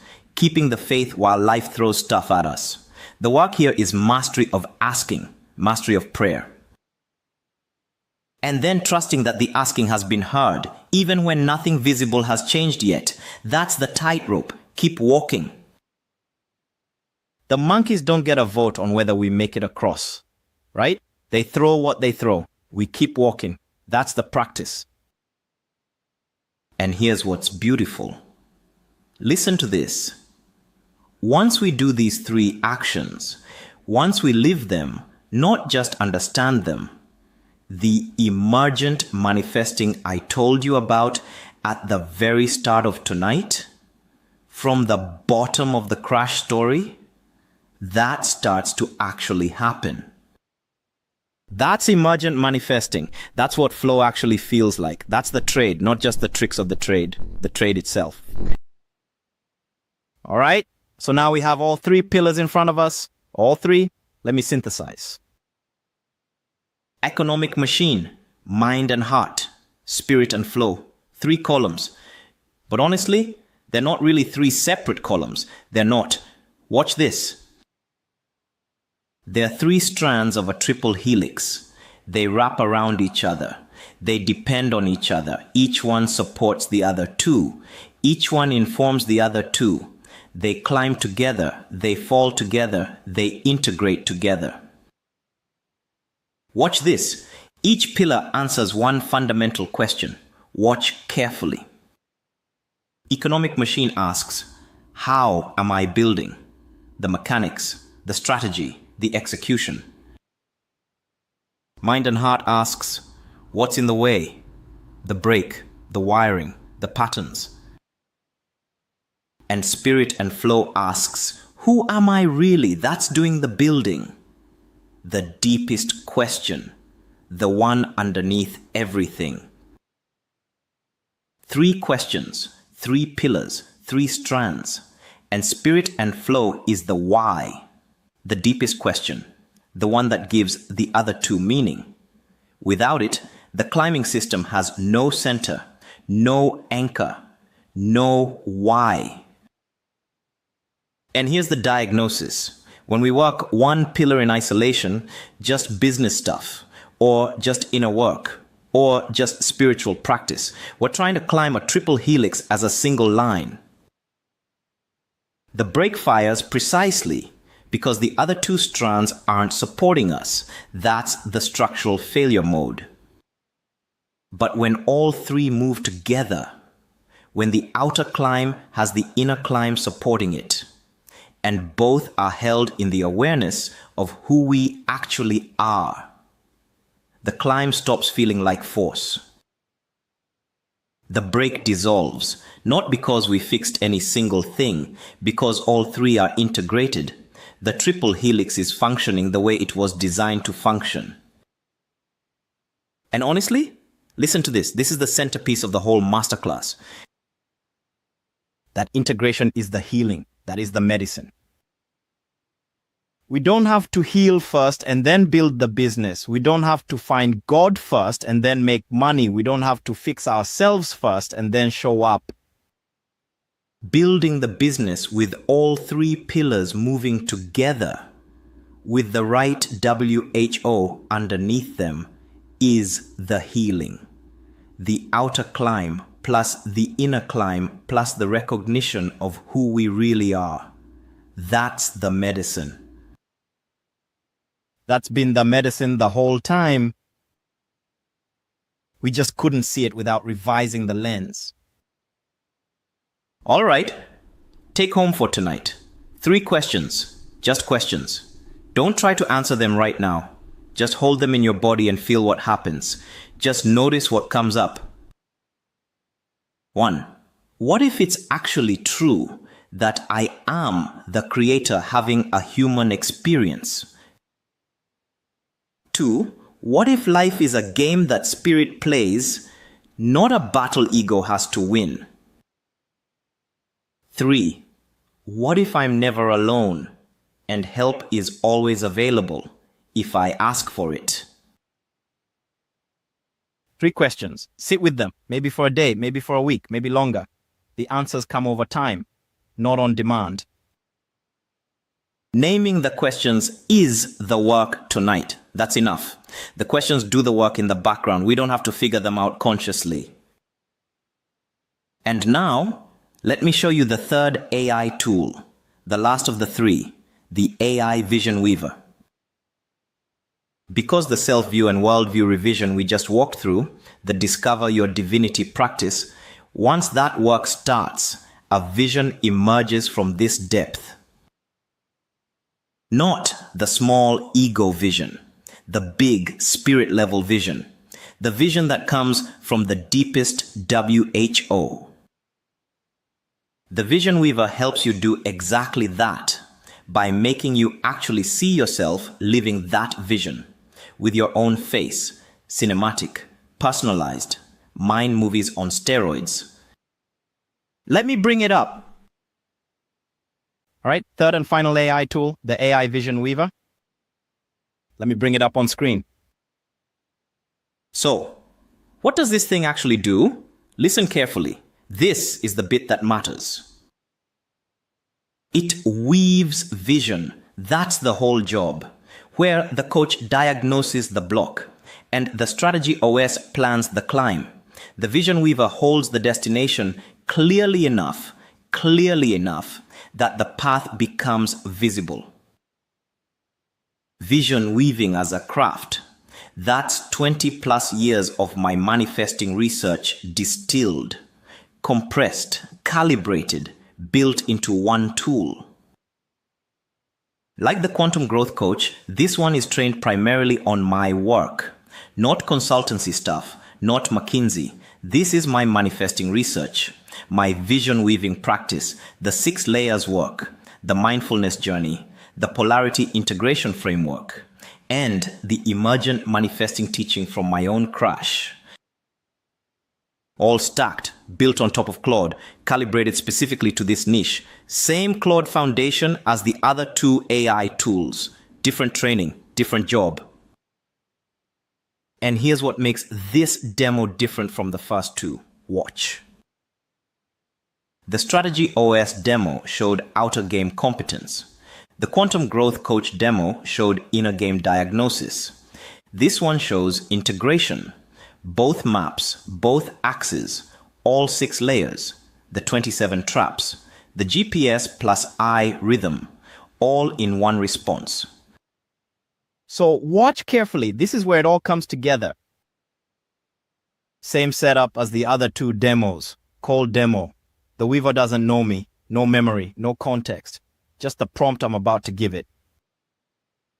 Once a member's been using it over time, this same Weaver knows their coordinates, their cluster, their current level, their last 6 months of work with it, their previous visions, their wins, their patterns, all from their own use of the tool, not from anything the Weaver is watching elsewhere. And what it generates for them is entirely different, calibrated to you specifically, with your story underneath, not the abstract version. But even cold, watch what it does. All right, here's the test case. But notice, Vision Weaver is different from the other 2 tools we've seen. It's not a question and answer tool, it's a visualization power engine. What you do with Vision Weaver is you speak your vision out loud, like talking to a coach, for 3 or 4 minutes. So here's what our user does. They open the app, tap the mic, and speak. About 3 minutes of describing what they want their life to look like. Here's what they say. I want to be running my coaching practice at a level where I work 4 days a week, not 7. I want a small team, maybe 2 people, who handle the operations. I'm known for the depth of my work. I have time to write the book that's been waiting inside me for years. I'm in the best physical shape of my life. I have deep present relationships with my partner and my closest friends. I'm in nature regularly. I feel, for the first time in a long time, like I'm actually living the life I've been visualizing for years, not aspiring to it. living it. Pretty common vision for our audience, right? Sustainable practice, team, body, relationships, purpose. Most of us in this room have spoken some version of this vision, out loud or in our heads, many times. Now, watch what the weaver does with it. First, the weaver doesn't just take the spoken vision and generate, it walks the user through it, helping them clarify, specifying, getting sensory, getting concrete. Watch the questions it asks. Tell me more about what sustainable means in your day-to-day. Walk me through a Tuesday in this vision. When you say best physical shape of your life, what does morning look like? Where are you? What are you doing? Be specific. The book that's been waiting. What's it about? Who's it for? What does the cover look like? Describe a Sunday with your partner in this vision. What are you doing? Where are you? What does it feel like? See what's happening? The weaver is helping the user see their own vision in detail, not abstractly, specifically, sensory, body level, time of day level. The user answers each question, maybe a sentence, maybe a paragraph. The weaver listens, asks the next one. By the time they're done, maybe 5 or 6 minutes, the user has the clearest version of their vision they've ever had. Each scene, each detail, each layer specified. Then, and this is the part that makes Vision Weaver different from anything else on the market, the user uploads a selfie. Or uses an existing photo, doesn't matter. The weaver takes the user's actual face and generates the vision around it. The weaver runs through a few minutes of processing, building the personalized mind movie, cinematic, about 2 to 3 minutes long, calibrated to every detail of the vision the user just clarified. And then, this is the moment the user watches their own mind movie, their own face in their own life. Scene 1. Coaching session. The user, their actual face, doing the work at their best, with the kind of client they want. Calm, present, in flow. Scene 2. Morning movement. The user, their face, in the best physical shape they've ever been. Fit, alive in their body. Scene 3. Writing the book at a desk that feels like their desk, their face, focused, words flowing. Scene 4. Sunday with the partner, laughing, present, in love, their face, their life. Each scene, their actual face, their actual vision, cinematic, personalized down to the detail. And the weaver also builds the soundscape, focus-enhancing audio, alpha brainwave entrainment for morning practice, theta for evening, plus a custom-guided meditation that walks the user through the vision, voice-led, deepening the practice beyond just watching. All of it, the video, the face, the audio, the meditation, built from one voice input, one selfie, one vision. Stop for a second. Look at what just happened. This isn't a vision board. This isn't a Pinterest collection of stock photos. This isn't a quote in a journal. This isn't an affirmation you read. This is the user, their actual face, actually living their actual vision. In video, cinematic, personalized down to the scene. Most of us have visualized our dream life 1,000 times with our eyes closed as imagination. Most of us have never seen ourselves in it. That's the Vision Weaver's difference. You see yourself living it. Your actual face, your actual dream, cinematic, personalized. And the neuroscience here is real. The medial prefrontal cortex, Your brain's self-referential network activates dramatically more powerfully when you see yourself versus generic stock imagery. The MIT Future You study showed participants who saw AI-rendered future selves had a 2 times increase in future self continuity. So, when you watch this mind movie 4 minutes a day, morning ritual, your brain isn't watching someone else's life. It's recognizing your life, the future you, as if it's already real. That's cognitive rehearsal at the deepest level the science can measure. PETALP mental imagery research, WHOOP mental contrasting, decades of cognitive science on visualization. The Vision Weaver operationalizes all of it, built around your face, built around your dream. And the user does this daily. 4 minutes morning, alpha brainwave audio underneath, energizing. 4 minutes evening, theta audio, slower, programming the subconscious. Plus the guided meditation that deepens the practice beyond just watching. Plus a home screen widget that shows a still from their mind movie. So they get passive exposure dozens of times a day every time they unlock their phone. Same vision, different brain states, different times of day, compounding cognitive rewiring over time. And remember, this is the cold version.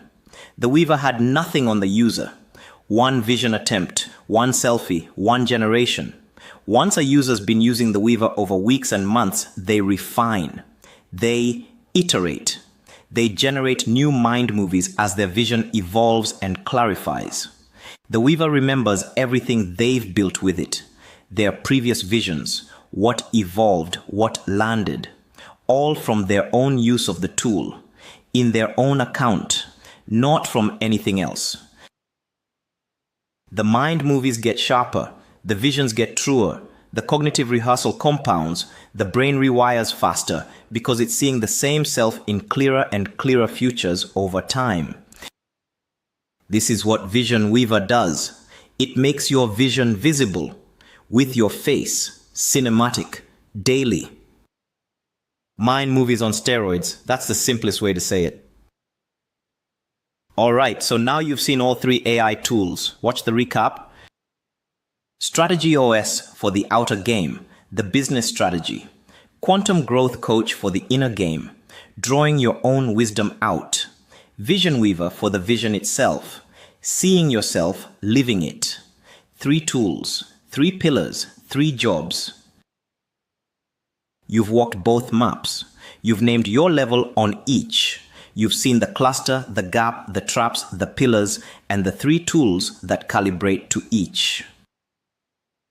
You've got the maps, you've got the diagnosis, you've got the vision you want to walk toward. So the question now becomes, listen, how do we actually walk the path? Month by month, week by week, day by day. That's the climbing system. The clarity method, the GPS plus I monthly cycle, the actual practice, the week by week, the thing you can start running on yourself tonight. That's what's next. Let's go. If you've just joined us, we've mapped the whole terrain tonight and the traps between the levels. You're arriving exactly at the how. And my run sheet says we're right on time. All right, so we've walked both maps. We've named our cluster, we've seen the gap, we've covered the 3 pillars, we've walked the 27 traps, we've seen the 3 AI tools that integrate everything. We've covered a lot of ground. Honestly? At this point, the question that's probably forming in your head, listen, is this. David, how do I actually do this? Day by day, week by week, month by month. What's the actual rhythm? Great question. That's exactly what I want to show you next. The climbing system itself. The operational engine. Because honestly, listen carefully. this is one of the most important truths in this whole masterclass. Insight without implementation is entertainment. We can have the most beautiful framework on the planet, the clearest diagnosis, the most precise coordinates, the most calibrated AI tools. And if it doesn't have a rhythm we can actually walk, none of it matters. We end up with another framework on the shelf, not another life lived. So let me show you the rhythm, the actual rhythm. There are two pieces, just to watch. GPS plus I, that's the monthly rhythm, the 4-week structure, goal, problem, solutions, integration, 4 weeks, 1 month, repeated monthly. And clarity, that's the specific toolkit we apply within the rhythm. Inside week 3, the actual transformation work. GPS plus I is how we structure each month. Clarity is what we work with when it's time to actually transform. Together, they're the operational engine of everything we've taught. All right, GPS plus I, 4 letters, 4 weeks, 1 month. Let me walk you through each. Week 1 is the G goal, know your destination deeply. Now this isn't just write down a goal. We're not making a vision board on Sunday afternoon. This is the deep work of testing whether the goal is actually yours or borrowed from family, culture, an old version of yourself, the algorithm, your coach, your mom. Week 1 outcome, a goal clarity document. You leave week 1 knowing, really knowing where you're going and why. Tested, validated, yours. Week 2 is the P problem, excavate with compassion. Now we map all the layers of what's blocking the goal. The 6 layers from pillar 2. The belief layer, the somatic layer, the body memory, the relational contracts, the parts that are sabotaging us, the wiring that's been firing for decades, all of it, layer by layer. And we do this work compassionately, not to fight the blocks, to understand them. Because, listen carefully, the blocks were once protections. The wiring did its job. It kept us safe. It just hasn't gotten the memo that the danger passed. Compassion over combat, that's the week 2 ethic. Week 2 outcome, a problem discovery document with every layer mapped. Not solved yet, mapped. Week 3 is the S solutions. Now we build the toolkit. And this is where clarity comes in. The framework I'm going to deep dive in a minute. Week 3 is where we take everything we excavated in week 2, every layer mapped, and we apply specific techniques to actually transform it. Not just understand it, transform it. 6 different angles of work, 6 different doorways, each one calibrated to your specific situation, your specific block, your specific layer. Week 3 outcome, a clarity solutions roadmap, the toolkit customized for this specific goal in this specific month.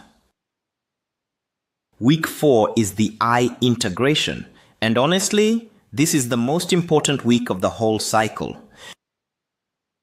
Because here's what most programs do. Listen, most programs end at solutions. Week 3. They give you the techniques. They say, good luck. And they leave you to integrate alone. That's where most of us actually lose the work. Integration is what makes the change permanent. Week 4 is about building sustainable systems, accountability structures, resilience protocols, the architecture that holds the change in place, even after the motivational lift fades. Because, listen, integration is everything. Insight without implementation is entertainment. And implementation without integration is just temporary inspiration. Week 4 outcome, an integration mastery blueprint, the architecture that makes this month's transformation permanent. And by the way, quick aside, why 4 weeks specifically? Why not 2? Why not 8? Because 4 weeks is the cadence that actually moves coordinates on the map. Faster than that, and the work stays surface. We don't reach the deeper layers. Slower than that, and we stall. The momentum dissipates. 4 weeks is the rhythm where real change embeds and keeps moving. Trust me on this, 25 years of testing, 4 weeks is the sweet spot. All right, now clarity. The week 3 toolkit, 6 components, each one a lens, each one a doorway. Let me walk you through each one. C. Construct identity. This is the deepest leverage point of the entire framework. Listen carefully, because here's the secret most personal development misses entirely. Identity precedes behavior. Behavior follows identity. If you see yourself as someone who already embodies the goal, the actions flow naturally, easily, like water. If you see yourself as someone trying to become that, the actions feel forced. The body resists. The brake fires. The work isn't to do more. The work is to be the version of you who already lives at the next level. Then the doing follows. The diagnostic question for construct identity is, who do I need to become to achieve this goal? That's the C of clarity. L. Liberate beliefs. The beliefs we excavated in week 2. Now we transform them. Not just understand them, liberate them, release them. There are specific techniques for this. Belief inquiry, cognitive restructuring, somatic releases. The community's techniques library has dozens of them. The diagnostic question, what limiting beliefs need to be released for this goal to be possible? A. Acquire skills. Every goal requires specific capabilities. Technical skills, emotional skills, relational skills, strategic skills. The A is about identifying which ones you need for your specific goal and building them deliberately, calibrated, not generically. The diagnostic question, what must I be able to do that I can't do yet? R. Reinforced traits. Character traits, discipline, courage, patience, persistence, self-trust. These are the engine of sustained change. The R is about choosing 1 or 2 traits per goal, not all of them at once, and deliberately strengthening them through micro practices. The diagnostic question, what qualities must I embody that I haven't been embodying enough? I. Identify roadblocks. And listen, important distinction, not the internal blocks we excavated in week 2. External roadblocks, predictable setbacks, likely failure points, market conditions, timing issues, the people who'll push back, the roadblocks we know are coming. The I is about anticipating them, so they don't derail us when they arrive. The diagnostic question, what will try to stop me from the outside? T. Transformational inner work. The depth. Some goals require addressing wounds that were never healed, integrating shadow material, completing developmental tasks that got interrupted in childhood. The T is the deepest work, not for every goal. But when it's needed, nothing else substitutes for it. The other 5 components can move us forward, but the T is where the deepest breaks actually dissolve. The diagnostic question, what needs healing for this to actually be possible? 6 components, 6 diagnostic questions, each one a complete body of work in itself. The clarity assessment in week 3 helps you figure out which components need the most work for your specific goal. A business goal might be heavy on skills and identity. A relationship goal might emphasize beliefs and inner work. A health goal might require traits and roadblock planning. Different goals, different clarity emphasis. The assessment is the diagnostic. Clarity is the toolkit. Now, here's how all of this actually fits together. Listen carefully, and why it's so different from trying to do this alone. Week 1. The Goal Week. The AI Vision Weaver. What we just saw demo, that's the Week 1 tool. It generates the multi-layer vision. It helps you test for authenticity. It connects you with your future self. Week 1's tool, built right in. Week 2, the Problem Week, the AI Quantum Growth Coach. The one we saw demonstrate the 6-layer diagnosis. That's the Week 2 tool. It excavates each layer with you. It identifies which traps are firing. It maps the blocks compassionately. Week 2's tool, built right in. Week 3, the Solutions Week, the Clarity Week, the Techniques Library, 324 plus techniques growing every month, is the depth that powers everything. You don't flip through them yourself. The courses already weave them in. The AI Quantum Growth Coach, if you subscribe to it separately, is already trained on all of them too. Each Clarity component has dedicated techniques mapped to it, surfaced for you, not handed to you as homework. And the AI Business Strategy OS, that's the Cross-Week tool for the economic machine pillar. It threads through every week, helping you keep the outer climb integrated with the inner work.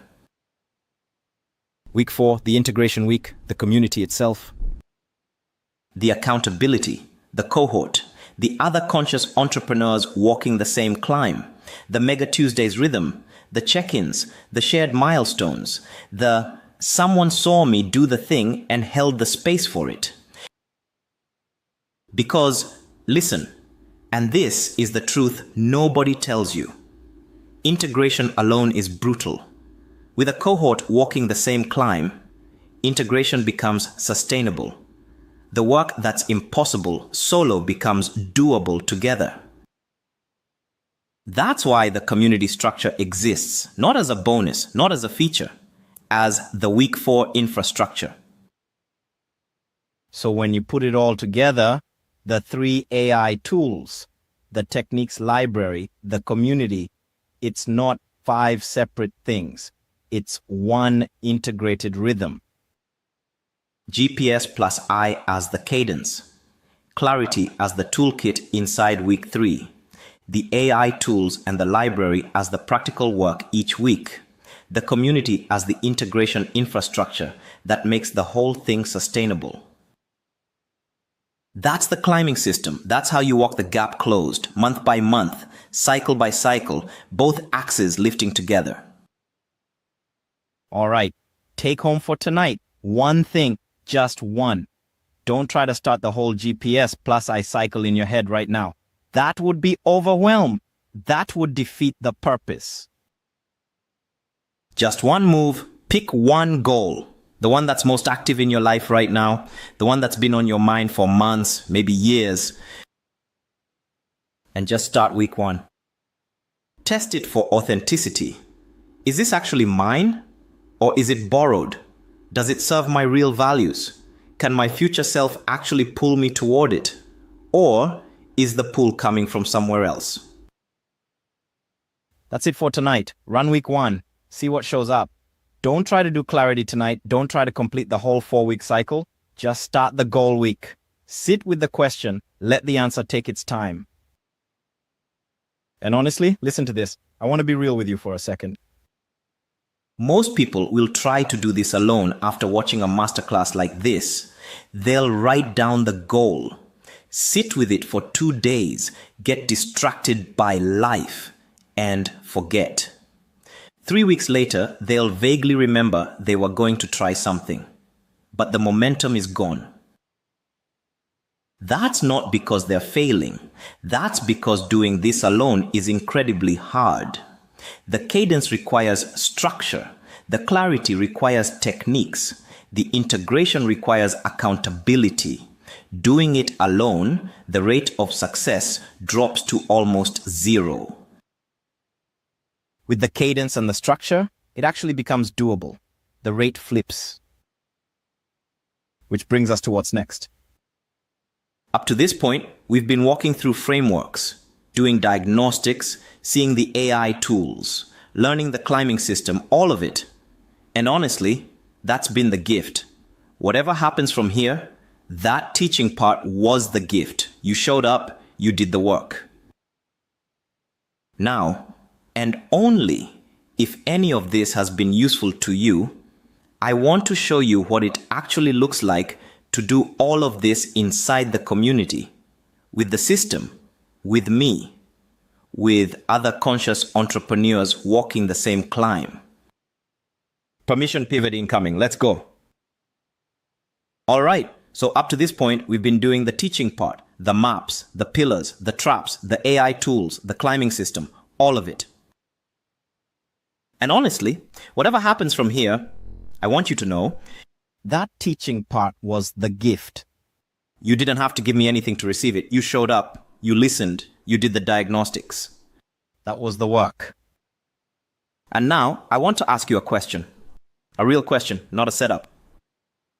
Is it okay if I take a bit more of your time to show you what it actually looks like to do this work inside a community with the structure, with the cohort, with me, with other conscious entrepreneurs walking the same climb? And listen, I want to be really clear about this. If the answer is no thanks, David, I've got what I needed from the teaching part, that is completely valid, 100% valid. You can close this stream right now, click away, go run week 1 of GPS Plus I tonight, never come back. And it's all good, genuinely. I built the teaching part to stand alone for exactly that reason. No hard feelings, no wait, but no follow-up emails. The teaching is yours, free, forever. That was the deal. But if you're curious, if you're wondering what the community actually looks like, if any of this has been useful enough that you're wondering what would it actually be like to do this work with David and a cohort of people in the same niche, in the same kind of work, then stick around. What's coming next is for you. A bit more of your time, that's the ask. Then we wrap. Cool? So first, quickly, what is this community and why does it exist? Because honestly, I'm not the kind of guy who starts communities lightly. I've been writing books and creating courses for 25 years and didn't build a community most of that time. There's a reason I started this one. I noticed something. The work we just walked through? Listen, it doesn't actually land alone. The maps, the pillars, the traps, the climbing system, the AI tools. These require a rhythm and a cohort to really hold. Insight without implementation is entertainment. We just said that. And integration alone is brutal. We said that too. So a few months ago, I started building this community for a specific audience, the audience I've been quietly serving for 25 years, even when I didn't have the language for it back then. Conscious entrepreneurs with adverse childhood experiences. Specifically, not for everyone. Specifically for this niche, built around the climbing system we just walked, designed for the cluster you named when we put your 2 maps together, tuned to the break patterns we mapped in the 27 traps. If you're in this niche, this community is for you, specifically by design. So, here's the offer. And tonight, it is not the usual version of it. Let me explain. Everything you've seen tonight, the maps, the pillars, the traps, the climbing system, the 3 AI tools, the community, is one system. The Abundance GPS. One system with 5 connected parts. The community hands you the map. The coach gets you moving on it. The vision weaver lets you see where you're going. The strategist sharpens the route as the money grows. And when you want me in the room with you, the mastermind is the door. Each piece answers the very thing the last one opens up. That's why it's one system, not 5 products. And right now, for the first time and the only time, that system is in its founding window. Founding means exactly what it sounds like. The first people in. The lowest prices there will ever be. Locked for life. And real caps on the seats.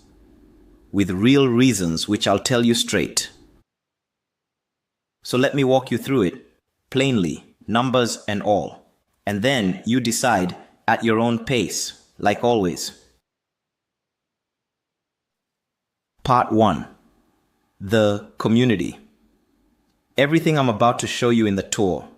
The full classroom, the techniques library woven through the courses, the monthly challenge, the cohort, all of it.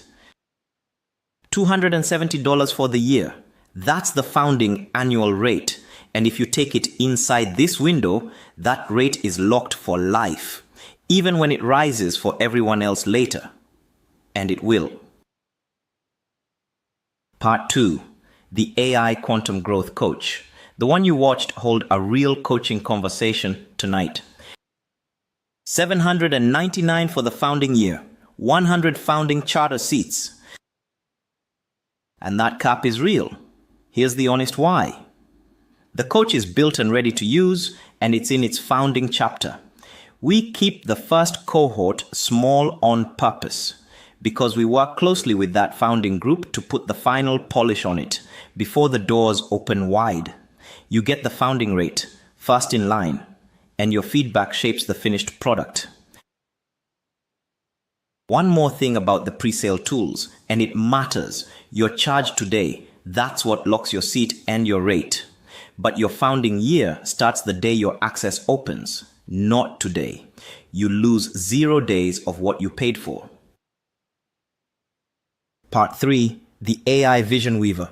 The face reveal you saw tonight.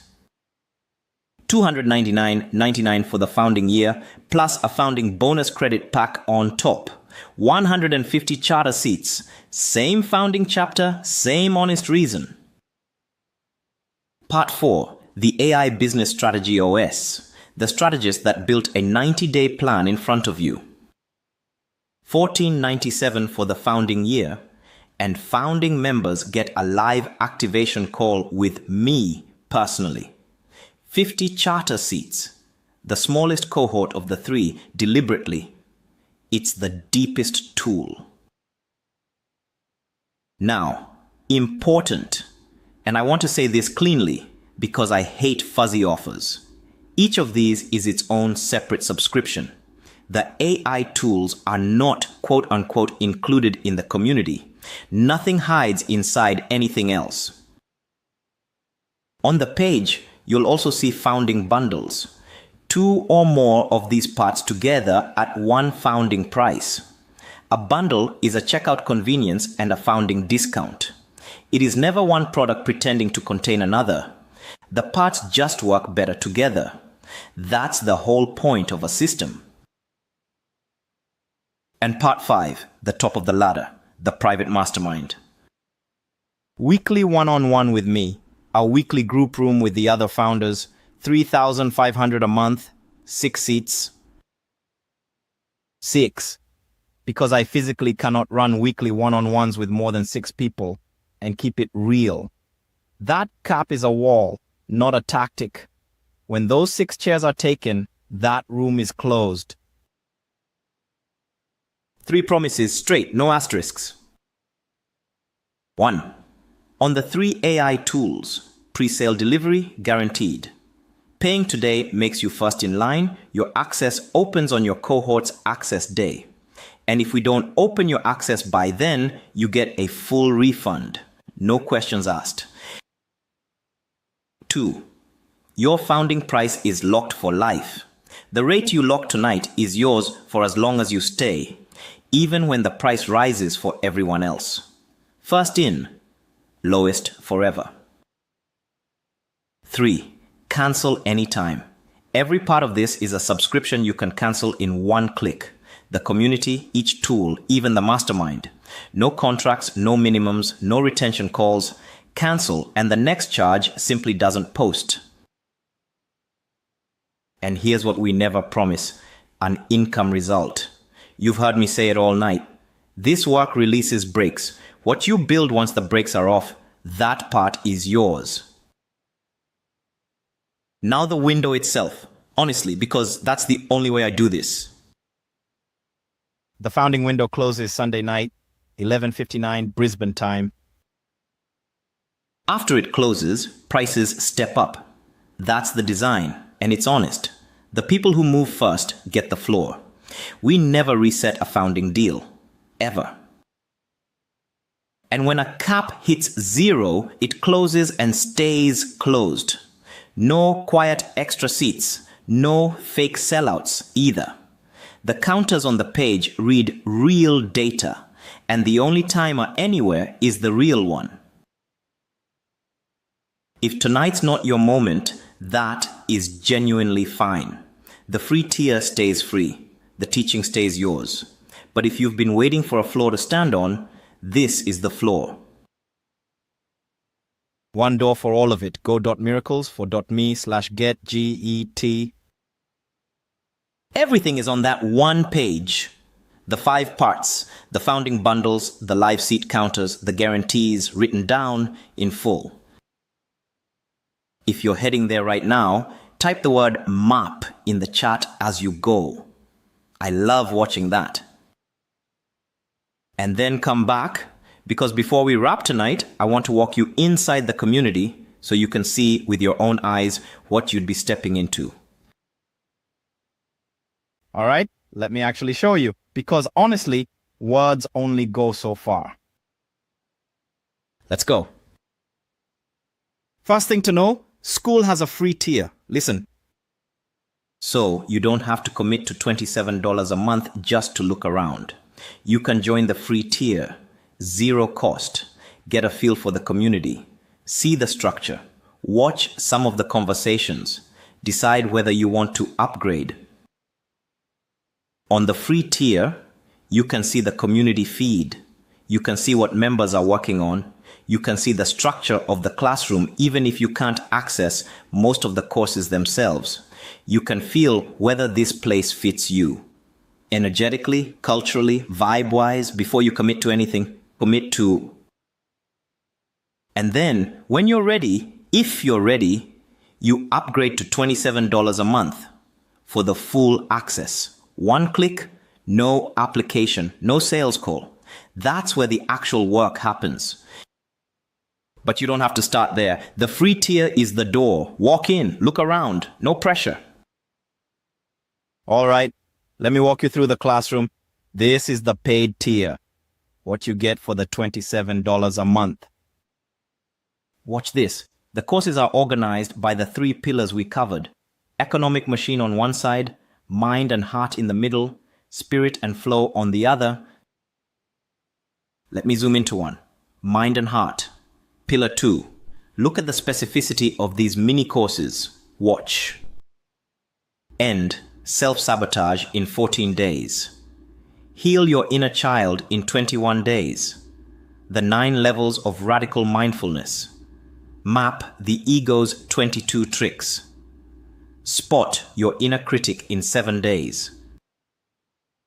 Each one focused, time-bounded, with a defined outcome, not a 150-hour course that nobody finishes, a specific outcome in a specific window. A focused weekend, or 2 weeks, done. Moving to the next one. And see this section here? Listen carefully. These mini courses are mapped to the 9-level diagnostic we walked through earlier. So, if you named level 4 of the mindfulness journey as your current location, the inner map, there are specific mini courses for the 4 to 5 gate.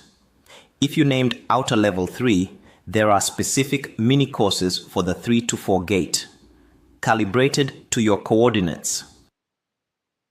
That's how the classroom is structured, not random, coordinate mapped. And inside each mini course, same structure every time. Watch. Typically 3 to 7 lessons per course. Each lesson 10 to 15 minutes, plus worksheets, plus downloads, plus reflection prompts. Sometimes audio versions for the lessons you want to do while walking. You can do a whole mini course in a focused weekend. Some you'd want to take a week with, some you'd want to revisit every few months as your coordinates change. Either way, defined, completable, with a clear outcome on the other side. Now, let me clear up something important about the AI tools. Pay attention to this distinction because the marketing world makes this kind of thing confusing, and I want to be radically clean about it. Inside School, you can see all three AI tools: the Business Strategy OS, the Quantum Growth Coach, which used to be called and is also still called the AI Voice Coach, and the Vision Weaver. All three show up right here inside the community from your dashboard. But listen, they are separate subscriptions. Each one has its own pricing separately from the $27 a month.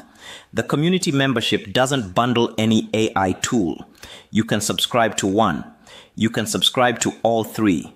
You can subscribe to none. Up to you. Here's what it looks like once you've subscribed to one.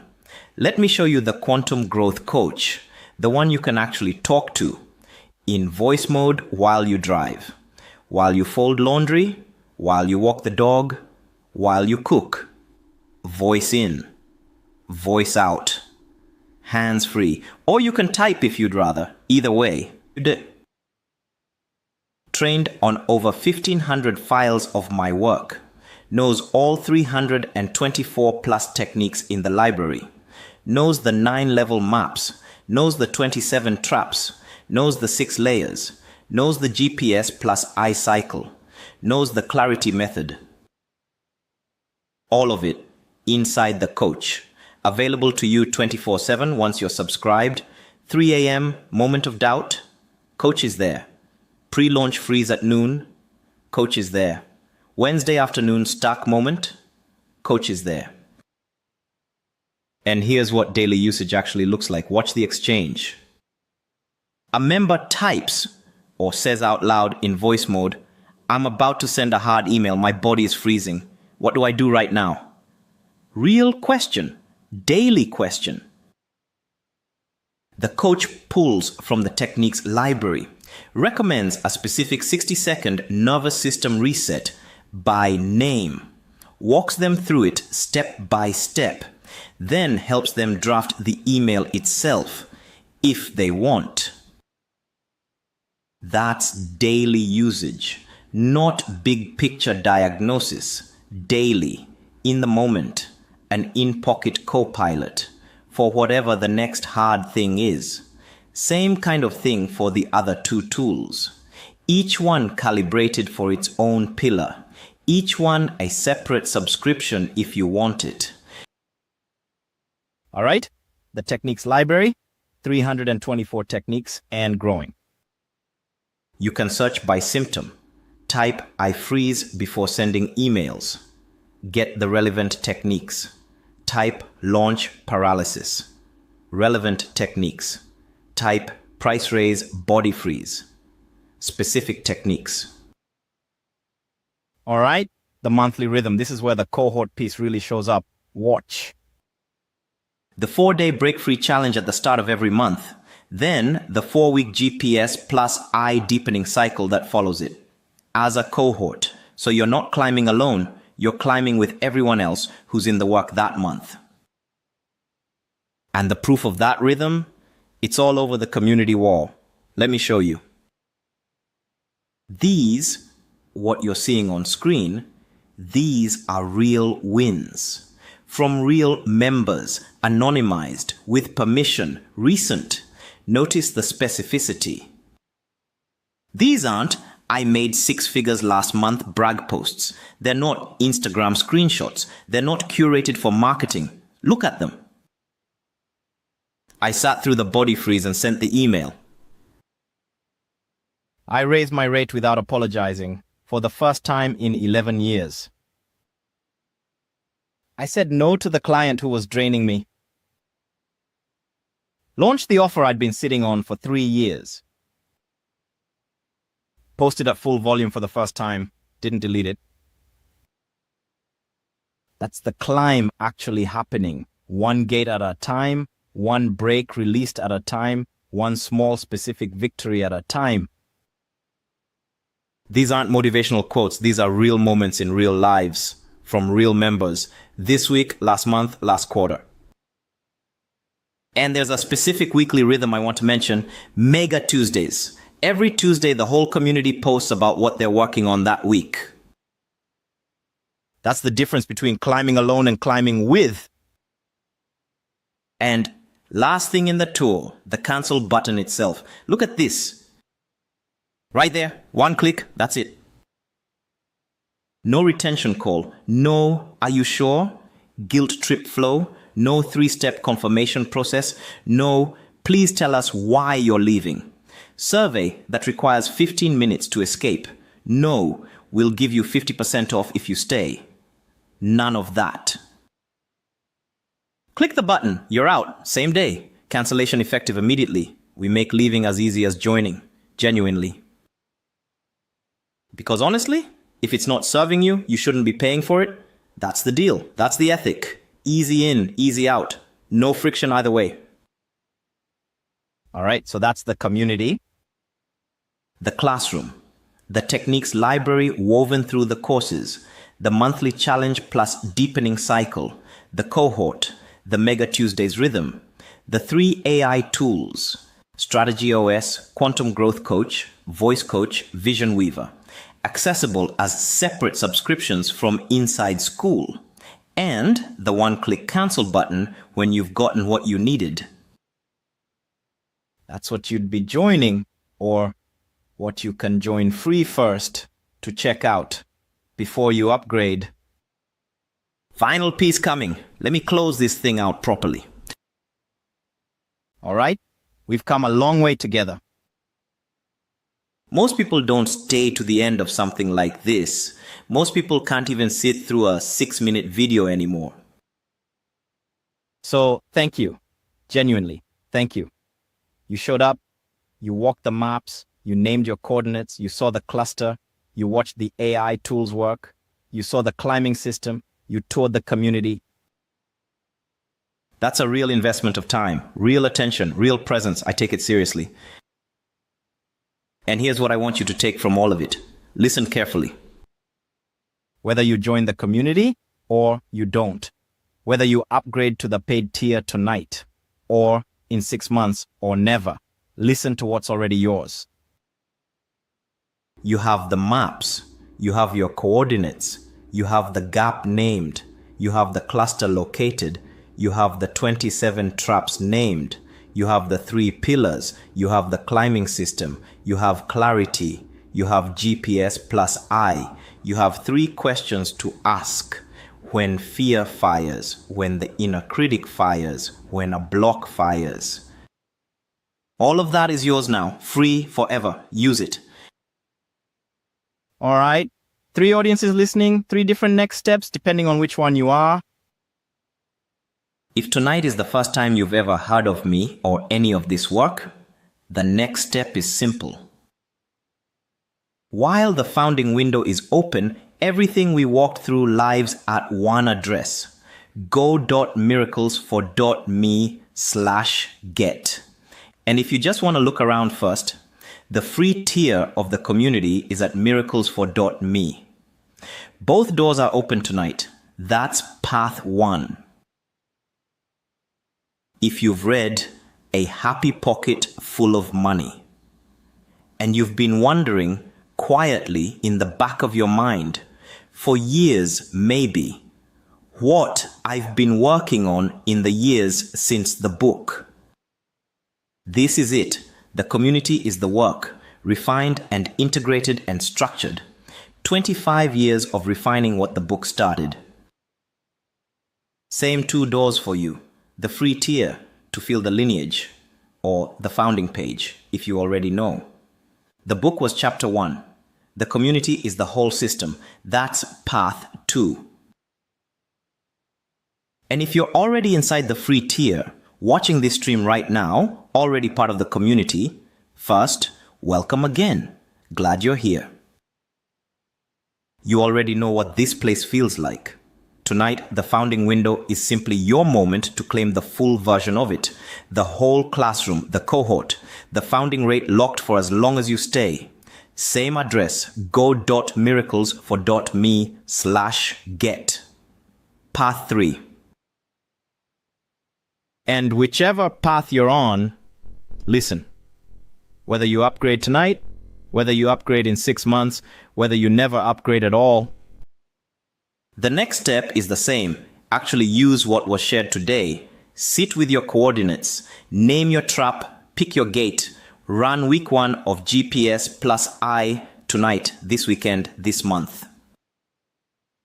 The map is yours. The work is yours. The next step is yours. And one last thing before I let you go. You weren't behind. You weren't broken. You are on the map without one. Now you've got it. Use it. Thank you for staying with me through all of this, genuinely. Whatever you do with this, wherever you go from here, I appreciate that you spent the time. That's not nothing in 2026. Attention is currency now. You spent yours here. I take that seriously. And if you do head to the community, miracles for .me, I'll see you in there. The work continues. The climb continues. One gate at a time. One break released at a time. With a cohort, ideally. But always, always at your own pace. All right. That's the masterclass. I'm David Cameron Gikandi. Go close the gap.